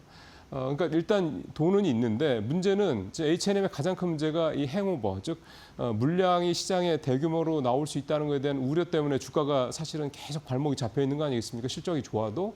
근데 지금 포스코 그룹이 H&M을 인수하겠다라고 나선 겁니다. 그럼 포스코가 왜 H&M을 인수하겠다고 나선 거야? 지금 하고 있는 사업이 다 힘들기 때문입니다. 철강 힘들죠. 그다음에 2차 전지 지금 너무 힘들죠. 근데 포스코가 뭐 돈이 없는 회사는 아니지 않습니까? 포스코도 그동안 벌어놓은 돈이 있으니까. 그래서 H&M을 인수해서 이제 해운까지 그렇게 해서 이제 세 가지를 한꺼번에 해서 시너지 효과를 내겠다라는 게 포스코가 H&M을 인수하겠다라고 하는 전략의 핵심 내용이고요. 그러면 포스코가 돈이 아무리 많다고 해도 H&M이 만만치 않을 텐데 인수할 수 있겠느냐? H&M 중에서 이제 산업은행 지분이 한 7조 원 정도 됩니다. 근데 뭐 공교롭게도 포스코 그룹이 지금 이런저런 현금성 자산, 그러니까 빨리 유동화할 수 있는 그 어떤 자산이나 이런 자금의 규모가 한 7조 원 정도 되더군요. 그러니까 딱 인수할 수 있는 여력이 되는 거죠. 만약에 또 포스코가 H&M을 인수한다 그러면 H&M 입장에서 봤을 때는 글쎄요. 든든한 뒷배가 좀 될 수 있을까요? 일단 기본적으로 포스코와 이 포스코의 여러 가지 계열사들 이런 부분의 물량이 일단은 H&M이 확보를 할 수 있다는 것도 일단 장점이 될 거고요. 일단 기본적으로 시장에서는 긍정적으로 볼 수 있을 것 같습니다. 특히 가장 중요한 거는 상단이 막혀 있다라는 거, 이 행오버 물량 부담 때문에 상단이 막혀 있다라는 게 해소가 된다 그러면 이제 펀더멘탈이 좋다 또는 좋아진다 이런 것만 만들어진다고 하면 뭐 주가가 그동안 못 올랐던 주가가 좀 올라갈 수 있는 여지가 굉장히 크다. 그러니까 포텐셜이 굉장히 큰 종목이 될 수 있겠다 이렇게도 볼 수가 있겠습니다. 자, 세 번째 캐대언 얘기 하죠. 표 한번 바로 보시죠. 캐대언 열풍에 중국 관광객 무비자 수혜 기대감. 그래서 들썩이는 호텔주. 오늘 주토피아 얘기가 되는데요. 예, 표 나옵니다. 최근에 GSPNL 이게 그 삼성역에 있는 그 호텔 이름이 있는데 호텔이 파라나스 호텔 굉장히 고급 호텔이죠. 여기를 갖고 있는 회사고 거기에 또 그 인터컨티넨탈 호텔 지금 또 리모델링 하고 있는 거 그것도 좀 갖고 있죠. 그것도 이제 곧 개장합니다. 그러니까 그런 거에 대한 기대감이 커서 GSPNL 굉장히 좀 주가가 좋죠. 12.4% 어제 올랐고요. 서부 T&D는 용산에 있는 드래곤 시티 여기를 갖고 있죠. 이게 단일 호텔로는 가장 객실을 많이 갖고 있는 호텔입니다. 그래서 그렇고 호텔 신라 뭐 잘 아시는 거고 롯데관광개발은 호텔을 갖고 있죠. 파라다이스도 일부 좀 갖고 있고 이런 등등등. 확실히 지금 어제 상황을 보면 호텔에 집중된 회사들의 주가가 가장 급등을 했다 이렇게 좀 볼 수가 있겠고요. 롯데관광개발, 파라다이스는 특히 카지노 관련돼서 기대감을 좀 모으고 있는 그런 회사들인데 역시 이 회사들도 이 중국인 관광객 무비자 수혜 이거에 대한 기대감을 좀 많이 갖고 있다 이렇게 좀 볼 수가 있겠습니다. 2027년까지는 이 호텔 객실 공급이 제한돼 있어서 이게 뭐 내가 호텔 짓고 싶다 해서 아무데나 지을 수 있는 게 호텔이 아니지 않습니까? 호텔은 또 굉장히 규제가 많은 또 분야이기도 합니다. 그래서 이게 이제 공급량이 제한되어 있다라는 좀 이 점이 이제 호텔 주가들을 끌어올리는 이유다라는 거고요. 캐대언 열풍 전에도 이 미용 관광 때문에 외국인 관광객들이 국내에 들어오는 게 올 상반기에 상당히 좀 전년 대비 또 역대 대비 굉장히 좋았습니다. 거기에 이제 캐대언 열풍까지 불면서 이제 이런 어떤 분위기가 하반기 또 내년 초까지 이어지지 않겠냐 이런 기대감이 좀 호텔 어떤 이 주가들을 끌어올리는 그런 이유로 이렇게 해석이 좀 되고 있습니다. 지금은 호텔 중심이고 이제 이 중국 관광객 무비자 수혜 이게 9월 29일이죠. 그러니까 9월 마지막 날인가 마지막쯤 되죠. 그렇게 되면 또 카지노 관련주들도 또 좀 같이 움직일 수 있는 여지가 좀 있다 이렇게 볼 수가 있겠고요. 10월 말에 이제 경주 APEC 정상회의 여기에 시진핑 주석이 현재까지는 큰 변동은 없습니다. 온다고 그럴 경우에는 그게 이제 확정이 된다는 얘기가 나오면 또 한번 중국 관련된 또 모멘텀이 좀 작동을 할 수 있지 않겠느냐 그렇게 좀 볼 수가 있겠습니다. 호텔 관련해서 또 하나 좀 같이 봐야 될 게 역시 미용 쪽하고 피부 미용 쪽하고 그다음에 엔터주도 한번 다시 한번 살펴볼 때가 되지 않았나. 엔터주도 최근에 좀 조정 많이 받고 있으니까요. 예, 오늘 마지막 제가 좀 재미있는 기사라고 말씀드렸던 게 풀무원 얘기입니다. 혹시 사진이 준비됐는지 모르겠는데 사진 준비돼서 한번 보여드리면 좋을 것 같은데요. 예, 요겁니다. 저게 뭐냐면요. 김치냉장고입니다. 풀무원 김치냉장고입니다.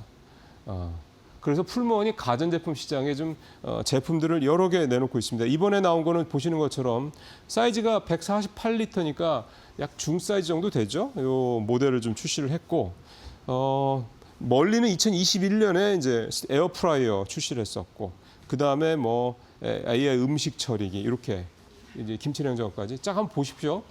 에어프라이어, 김치냉장고, 음식물 처리기 다 공통된 특징이 있죠. 음식과 관련된 그런 가전제품이라는 겁니다. 그러니까 풀무원이 가전제품 만든다고 왜 저래? 라는 생각이 딱 들 수가 있는데 음식 그 재료 이게 만들고 두부 같은 거 만드는 회사가. 근데 풀무원이 만드는 가전제품은 특성이 앞서 말씀드린 공통점, 즉 이 음식과 관련된 가전, 특히 부엌에 딱 놓는 가전제품에 좀 특화돼서 만들고 있다 이런 얘기가 되는 거고요.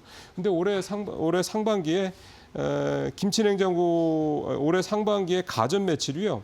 전년 대비 32%나 증가했다고 합니다. 풀무원이.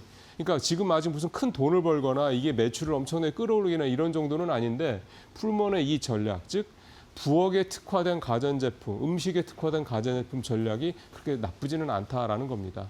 풀무원이 이걸 가지고 회사의 전체 포트폴리오를 바꾸고 있다 이런 생각을 하는 거는 분명히 아닌 것 같고요. 우리가 음식하는 회사, 음식 만드는 회사, 음식 재료를 공급하는 회사니 거기에 부합하는 완전히 토탈 서비스를 하겠다 이런 어떤 소위 말하는 전략, 이걸 가지고 좀 가전제품, 가전시장을 좀 공략을 하고 있다 이렇게 보시면 될 것 같습니다. 이게 사실 올해 초에 풀무원의 가격, 주가가 많이 올랐던 건 사실 김밥 때문이거든요.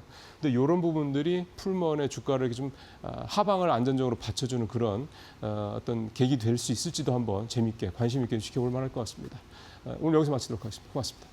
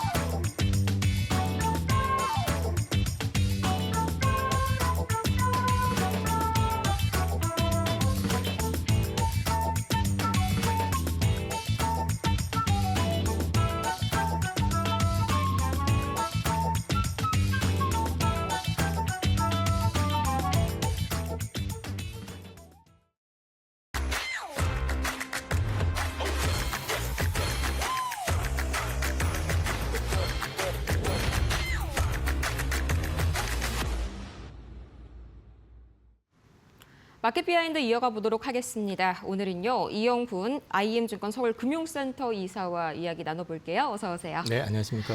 네, 밤사이 뉴욕 증시 이 고용이 계속해서 좀 부진하게 나오고 있습니다. 벌써 금리 인하 확률이 9월 25bp 기준으로 거의 뭐 98% 가까이, 이 정도면 유력이 아닐까 싶은데 뭐 내일 고용 보고서가 나와봐야 알겠지만 7만 5천 명이 이제 약간 가늠자가 되겠죠? 근데 저는 그전에도 말씀드렸지만 9월은 고용이란다. 금리 인하할 가능성이 굉장히 높을 수밖에 없다라는 말씀을 드렸거든요. 네네. 그게 이제 연준 구성상 FOMC 회의 참여하는 투표권 행사하는 사람의 구성상 봤을 때 이번이 노이즈가 더 심각할 가능성이 높다.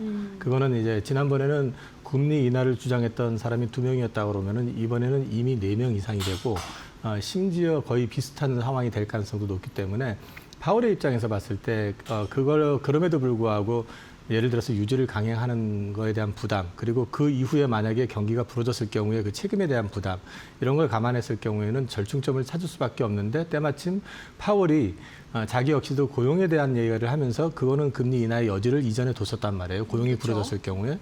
그렇기 때문에 지금 상황에서는 그 금리 인하에 대한 의심을 왜 하지? 저는 그렇게 생각했는데 시장은 어쨌든 좀 조심스럽게 눈치 봐가면서 지표 봐가면서 판단을 하는 것 같은데 뭐 졸지에서 이미 확인이 됐고요.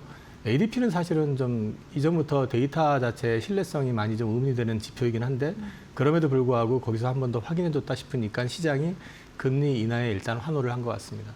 네, 보니까 뭐 ADP도 ADP인데 이제 뭐 밤사이에 ISM 서비스업 지수가 또 발표가 됐지 않습니까? 보니까 세부 항목에서 고용이 계속해서 좀 3개월 연속 둔화하는 흐름도 나타났고 또 신규 실업 수당 청구 건수도 계속해서 예상치 상회하는 그런 흐름들이 나타나고 있습니다. 이제 약간 시각이 연내 2회 인하냐, 3회 인하냐 거의 뭐 확률이 비등비등하게 올라왔는데 뭐 제가 가장 궁금한 거는 9월에 50bp 인하 확률을 좀 내다볼 수 있지 않을까 않을까 약간 저는 이게 궁금했거든요. 뭐 가능성은 있다고 보세요? 좀 파월이 그렇게 하면은 100기를 들어버리는 상황이 되거든요. 네. 완전 투항의 수준이 돼버리게 되는데 그건 자기가 판단을 잘못했다는 얘기가 되는 거고 그렇죠. 쉽지 않을 거라고 보고요. 연준 인사 역시도 앞서 말씀드렸지만 팽팽하게 갈리는 상황에서 비컷을 한다라는 거는 사실상 나머지 의원들의 의사를 무시하는 처사가 될 가능성이 높기 때문에 제가 보기엔 25bp일 가능성이 높다고 저는 보고 있고요.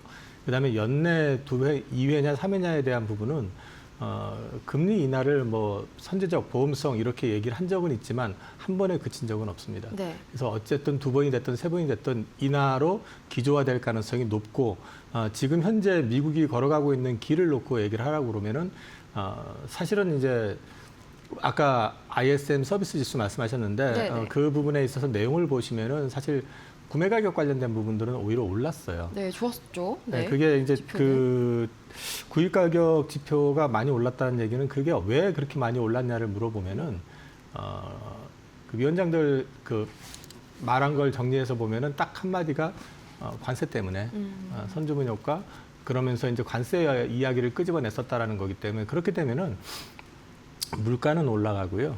물가는 오를 가능성이 높아지고 그다음에 소위 말해서 고용은 침체로 빠질 가능성이 높아지거든요. 이렇게 되면 이제 양날의 검이 되는 그런 모습이기 때문에 살짝 딜레마 아닌 딜레마에 빠질 가능성도 있어 보입니다. 그렇지만 지금 트럼프의 행보라든지 지금 돌아가는 분위기로 봐서는 일단은 9월은 당연히 저는 인하한다고 봤었고 근데 연내 한 번 더 또는 2번 더 그거를 따지는 것보다는 앞으로 미국 경제가 어떻게 더 악화되느냐에 대한 부분을 좀 지켜볼 필요가 있을 것 같아요. 네, 이 9월 25bp가 거의 유력하다라고 말씀 주셨고요. 50bp는 역시나 조금은 아직은 어려워 보입니다. 단 연내 2회를 인하를 할 것이냐, 3회를 인하할 것이냐 이 부분에 있어서는 아직 좀 상충되는 부분들이 많기 때문에 데이터를 추가적으로 좀 고려를 많이 해봐야 되는 부분일 것 같고요. 이어서 또 빅테크 관련 AI 거품론이 지난주까지 시장을 계속해서 흔들었는데 제가 방금 이 브로드컴 실적 관련해가지고 컨퍼런스 콜을 한번 싹 봤습니다만 이 정도면 우려 더 이상 안 해도 되겠다. 뭐 엔비디아 흐름 되게 좋을 것 같다. 이런 느낌 들었는데 마찬가지로 뭐 계속해서 반도체주 훈풍 이어갈까요? 우리 시장에서도? 세물트만도 이제 그 거품론을 좀 부풀렸었잖아요. 네. 그 발언을 통해 가지고. 근데 또 말을 또 바꿨죠, 어저께. 사실은 지금 거품을 얘기하기에는 여전히 AI 쪽의 어떤 흐름이나 매출이나 이런 것들이 견조하다라는 거고요. 이런 부분들에 대한 또 노이즈를 부추겼던 거는 중국인데 중국 얘기가 또 쏙 들어갔잖아요. 네. 그런 걸 이제 감안해서 보신다고 그러면은 이제 많이 올랐기 때문에 부담을 느꼈었던 거고요. 그 부담을 느끼던 차에서 옆에서 누가 쿡 찌르니까 놀래가지고 일단 덮어놓고 던져버리는. 그러니까 미국 시장도 밸류가 편하지는 않다라는 거를 이제 반증해주는 하나의 모습인 것 같고. 반도체 쪽은 섹터 여전히 견조한 그림이 만들어질 가능성은 높아 보입니다. 네. 한마디로 그냥 이제 너무 많이 오른 나머지 약간 조정에 대한 구실이 필요했다라고 좀 보시면 될 것 같습니다. 뭐 중국 칩도 잠깐 시장을 흔들었지만 밤사이에 또 외신 보도가 나왔더라고요. 이제 알리바바랑 바이두 쪽에서 계속해서 정부가 좀 말리는데도 엔비디아 칩을 사고 있다. 왜냐면은 너무 성능이 압도적이니까 뭐 아직까지는 성능상으로는 좀 따라올 자가 없는 것 같습니다. 그러면 이어서 2차 전지 쪽에서도 한번 이야기를 좀 해보고 싶은데 제가 어제 보고 좀 깜짝 놀랐어요. 에코프로빔이 이 총주주 수익률이죠. 이 TSR에서 플러스를 좀 기록을 하는 그런 모습들이 나왔는데 이게 사실 주주환원을 멈춘 지는 좀 오래됐거든요. 다시 한번 좀 이런 쪽에 대한 기대감도 좀 2차 전지 쪽에 작용이 되는 신호탄이라고 볼 수 있을까요? 주주환원을 할 만한 지금 여력을 갖고 있는 회사는 없고요, 사실상. 아쉽네요. 지금은 지금 생존 구간이거든요. 얼마 전에 LNF가 추가적인 자금 조달 이슈 때문에 주가가 급락했었잖아요. 그런 어떤 노이즈들이 아직은 좀 지속될 수밖에 없다라는 점을 보셔야 되고 사실은 이번 주간에 그 대형 수주가 좀 있었죠. LG에너지 솔루션이나 SK온이나 그 ESS 배터리 또는 자동차향으로 해가지고 대형 수주가 있었는데 그럼에도 불구하고 시장이 크게 반응을 못했던 이유는 이 직전에 주가가 좀 과하게 올랐었던 측면에 대한 반락도 있었지만은 거기에 더해가지고 기업 구조조정 가능성 또는 그 업황에 대한 노이즈가 조금 여전히 좀 강하게 작용하고 있다. 또 하나는 이달 말에 이달 말 계약 분까지만 자동차에 대한 보조금이 지급이 되잖아요. 전기차 관련해서. 물론 이제 그렇게 하면은 사실상 한 석 달 정도는 더 연장이 되는 효과가 있다고 하더라고요. 그럼에도 불구하고 어쨌든 이런저런 노이즈들이 지금 가운데 껴있는 데다가 시장이 주도주 쪽으로 관심만 좀 돌려버리게 되면 네. 주도주가 아닌 섹터들 같은 경우는 그냥 매물을 좀 많이 받는 그런 상황이거든요. 근데 2차 전지는 큰 그림에서 봤을 때는 업황 바닥 구간인 거는 맞는 것 같고요. 다만 저는 올해 같은 경우는 회복이 V자나 U자가 아니라 계속 말씀드리는 게 L자로 좀 늘어질 가능성이 있다는 말씀을 드렸었기 때문에 L자요. 네. 이 부분을 이제 염두에 두고 보신다고 그러면은 사실은 반등이 좀 나와가지고 주가가 올라가면은 고점에선 팔고 또 바닥에 오면 사고 하는 박스권 매매 그 정도 보시면 어떨까 싶습니다. 네, 2차 전지는 여전히 좀 박스권 매매에 머무를 전망이라는 점이 약간은 조금 아직은 아쉽네요. 좀 약간 좀 섣부른 그런 좀 신호탄이었던 것 같습니다. 이어서 원전에 대해서도 좀 이슈들이 계속해서 쏟아지고 있는데 수조는 굉장히 활발해요. 동유럽 쪽에서 좀 앞으로도 추가적으로 세르비아 외에도 연쇄적인 그런 수주 건들이 일어나지 않을까 하는데 이번 상승 모멘텀 상당히 좀 지속이 될까요? 일단 어저께 세르비아 관련된 부분들은 신규 원전이 아니에요. 네. 이제 원전 뭐 보수 내지는 보강공사 쪽으로 보시면 되고요. 신규 원전 수준은 그 동유럽 쪽에서는 우리가 체코 외에는 접근할 수 있는 곳이 없습니다. 아, 아쉽네요. 이제 그거 외에 이제 기존 원전에 대한 부분을 갖다 추가 보수 공사를 한다든지 이제 이런 부분들에 대해서 진행하는 데 있어서 협력이 될 가능성이 높다고 보시면 되고요. SMR 관련해 가지고는 사실은 우리가 그 지난번에 그 계약 관련해서도 나왔지만 현 조건 하에서는 단독으로 못 나갑니다. 네. 일단은 웨스팅하우스 그 판단을 받고 또 결정을 해야 되는데 바보가 아닌 이상 웨스팅하우스에서는 어떤 식이든 딴지를 걸 가능성이 높다라는 거죠. 그러니까 그런 맥락으로 보시면 되고요. 이제 우리가 기대할 수 있는 건 체코 원전 관련된 부분들은 본계약이 가시화될 가능성이 높다. 그 점을 보셔야 되고 그다음에 원전 산업에 있어 가지고 제가 계속 말씀드리는 거는 우리는 이제 코리아 원팀 그러니까 한수원만 보실 필요는 없다. 그러니까 한전 계열사들을 제외하고 나머지 기자재 업체들이나 이런 쪽은 한수원만 볼 게 아니라 웨스팅하우스하고의 협력 가능성도 보셔야 된다. 그리고 또 미국의 주요 SMR 업체들하고의 어떤 밸류체인 이제 연계 가능성 이런 것들까지 같이 보셔야 된다는 말씀을 드리는 게 주기기 업체라든지 그쪽과 관련돼서 건설적으로 협력하는 회사들은 어차피 한수원하고 무관하게 웨스팅하우스하고 협력을 하든 미국의 SMR 업체하고 같이 손을 잡고 일을 진행할 수가 있거든요. 그런 맥락에서 본다 그러면은 이번 주 초에 그 뉴스케일 파워가 테네시 쪽에 있는 전력회사 쪽하고 그 계약한 그게 6기가 정도 네. 원전 관련해 가지고 계약한 게 있는데요. 6기가라고 그러면 대형 원전 6기 정도 되고요. 원전 1기가 보통 10조 이상 되거든요. 그렇게 보면 한 60에서 한 80조 내외 정도 되는 규모거든요. 네.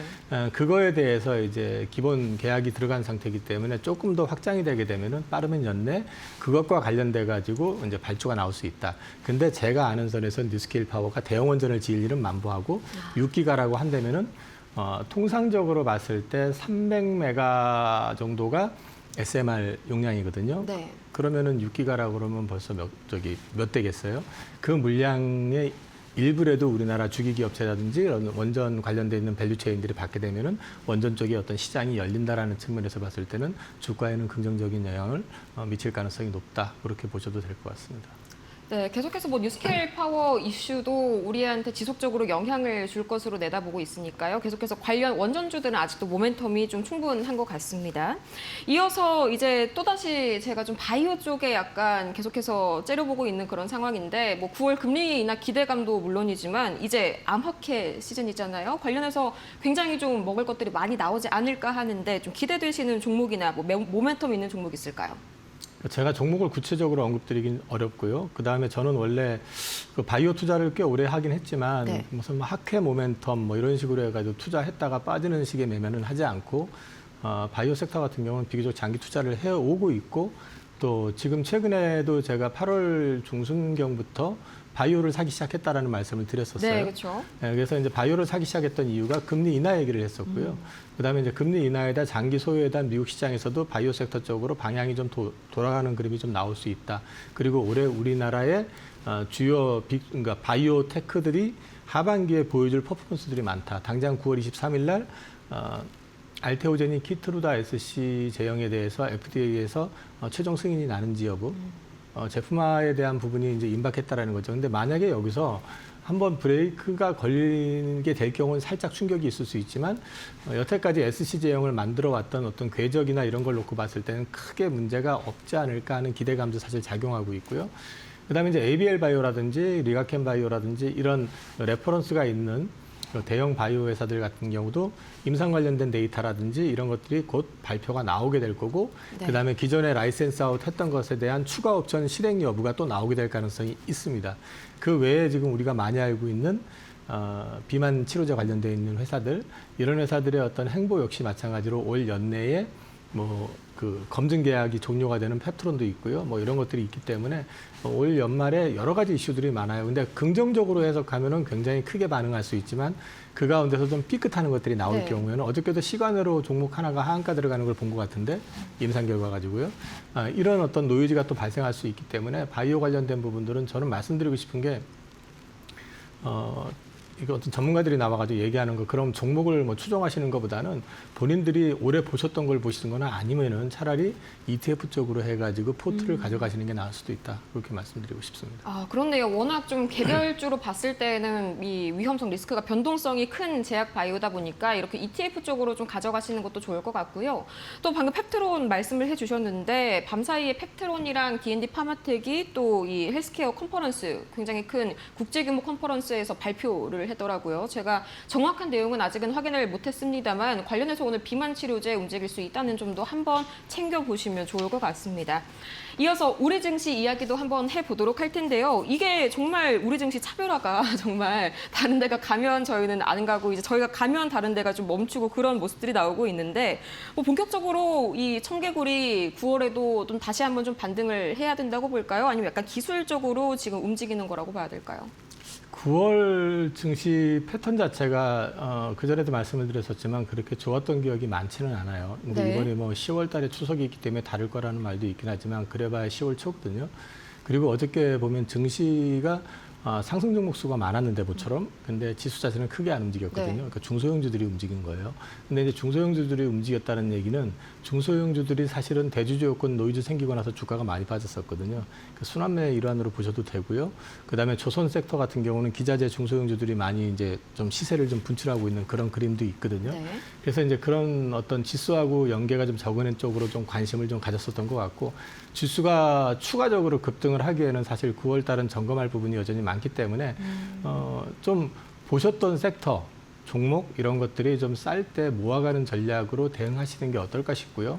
그 얘기는 저는 올라가는 걸 추격하는 것보다는 좀 조정 받을 때 조금씩 담아보는 전략 네. 그런 쪽으로 한번 대응해 보시는 게 어떨까 싶습니다. 네, 조정 시 조금씩 분할해서 매수하시는 전략 말씀을 해주셨고요. 좀 추정 매수는 좀 약간은 삼가시라는 그런 조심스러운 말씀 주셨습니다. 그러면 방금 점검할 부분이라고 말씀을 주셨는데 9월 달에 점검할 부분, 세법 개정 관련 이외에도 어떤 부분들이 좀 있을까요? 미국 쪽도 함께 좀 체크를 해봐야겠죠? 일단 미국 같은 경우는 9월이 항상 유동성 회수 구간입니다. 네. 일단은 납세 기간이기도 하고요.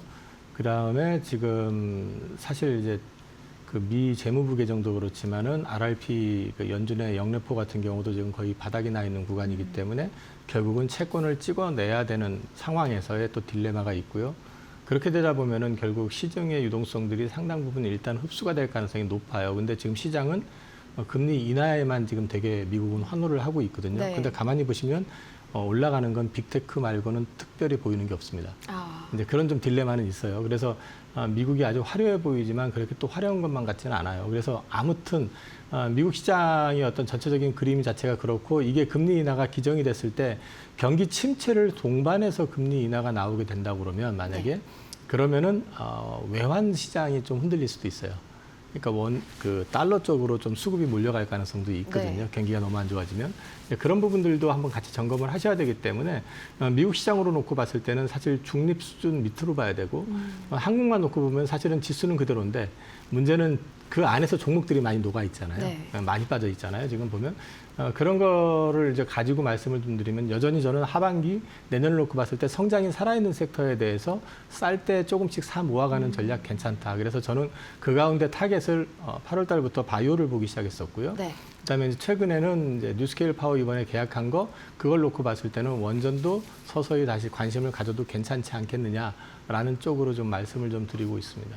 네, 그러면은 이제 우리에서는 바이오랑 원전 또 이어서 이제 뉴욕 증시 쪽에서는 반도체 말씀을 주셨는데 사실 좀 아쉬운 게 미국 증시 뭐 워낙 쏠림 현상이 심하다 보니까 8월 들어서 약간은 좀 이 쏠림이 완화되나 싶었더니 다시 한번 또 장세가 그냥 이제 빅테크 위주로 끌려가는 그런 장세입니다. 반도체 이외에 좀 눈길 가는 뉴욕 증시 섹터는 없으실까요? 저는 바이오, 미국도 바이오 쪽은 어쨌든 금리나 본격화되기 시작하면 좀 관심을 네. 좀 갖지 않을까 싶고요. 그리고 미국 같은 경우는 사실은 여태까지도 빅테크가 끌고 왔던 시장이고요. 네. 앞으로도 그럴 가능성이 높은데 지금 이제 원전 같은 경우도 미국이 이번 주에 사실 뉴스케일 파워가 급등했다가 또 오늘 급락했어요. 네. 이제 이런 그림들이 왜 나오냐면은 아직까지는 좀 시장을 편하지 않기 때문에 거기도 마찬가지로 좀 많이 올라가면 일단 팔고 보는 엔비디아 주가가 최근에 많이 흔들렸는데 네. 주가가 또 강하게 반등을 못 주잖아요. 뭐 같은 맥락으로 보시면 되고요. 한국 증시에서 반도체 같은 경우도 한국 증시의 반도체 주가가 오르면 지수가 급하게 올라가잖아요. 네. 그러려면 외국인들의 대량 수급이 필요하거든요. 지금은. 근데 이제 그게 쉽지는 않을 것 같아요. 그래서 약간은 지수상으로는 저는 돌파보다는 9월 달은 좀 갇혀 있을 가능성이 있다라고 보고 있기 때문에 그 내부에서 순환매에 좀 역점을 두시고 저는 성장이 살아있는 섹터들 그런 쪽으로 해서 모아가시면서 저는 어차피 연말 증시는 더 좋을 거라고 일단 기대를 하고 있기 때문에 네. 반도체도 좀 싸지면은 뭐 사보시는 전략 그런 것도 괜찮을 것 같습니다. 네, 반도체 이야기도 해봤고요. 또 수급 관련해서 말씀을 주셔가지고 좀 궁금한 건데 개인적으로 이제 환율 구간이 90원대 위에서 계속해서 좀 왔다 갔다 하고 있습니다. 이게 강달러가 또 밤사이에는 다시 한번 부각이 됐는데 제가 봤을 때에는 강달러가 좀 연준 흔들기 때문에 당분간 또 지속이 될 것 같긴 하더라고요. 이 환율은 좀 어떤 측면에서 어떻게 움직일 거라고 보시나요? 살짝 딜레마가요. 이제 경기 침체가 정말 본격화된다고 그러면 환율이 네. 좀 흔들릴 가능성은 있어요. 근데 이제 우리나라 펀더멘탈로 봤을 땐 그전에도 말씀드렸지만은 1,400원을 돌파해가지고 위로 크게 올라가기에는 우리나라 펀더멘탈이 또 그렇게 나쁜 건 아니에요, 네, 지금. 그래서 지금 이제 사실은 환율은 좀 갇혀 있을 가능성이 높은데 제가 이제 미국의 경기 침체에 대한 부분들을 지금 시장이 전혀 반응을 안 하고 있잖아요. 그래서 이제 그런 부분들이 어느 정도 수준에서 이제 시장에서 반응을 할 건지는 제가 보기엔 어쨌든 결국 FOMC 이후에 네. 이제 파월의 기자회견을 통해 가지고 경기에 대한 판단 이런 것들이 나올 것 같아요. 그럼 그럴 때 이제 과하게만 나오지 않는다 그러면은 환율은 사실 우리나라는 기본적으로 1,400원을 크게 돌파할 가능성은 높지 않다. 그래서 저는 지난번에도 말씀을 드렸는데 환율은 1,350에서 1,400 그 레인지에서 연말까지는 갇힐 가능성이 높다. 그렇게 말씀드리고 있습니다. 연말까지는 그래도 계속해서 그 레인지 안에서 유지가 될 가능성이 좀 높다고 말씀을 주시니까 한편으로는 또 이제 다행이다라는 생각이 드네요. 또 이제 뭐 9월 들어서 다시 한번 뭐 세법 개정, 상법 개정에 대한 기대감도 좀 올라오는 만큼 이런 수급적인 요인들이 좀 부담감이 좀 완화되지 않을까 하는 개인적인 그런 기대감도 조금 있습니다.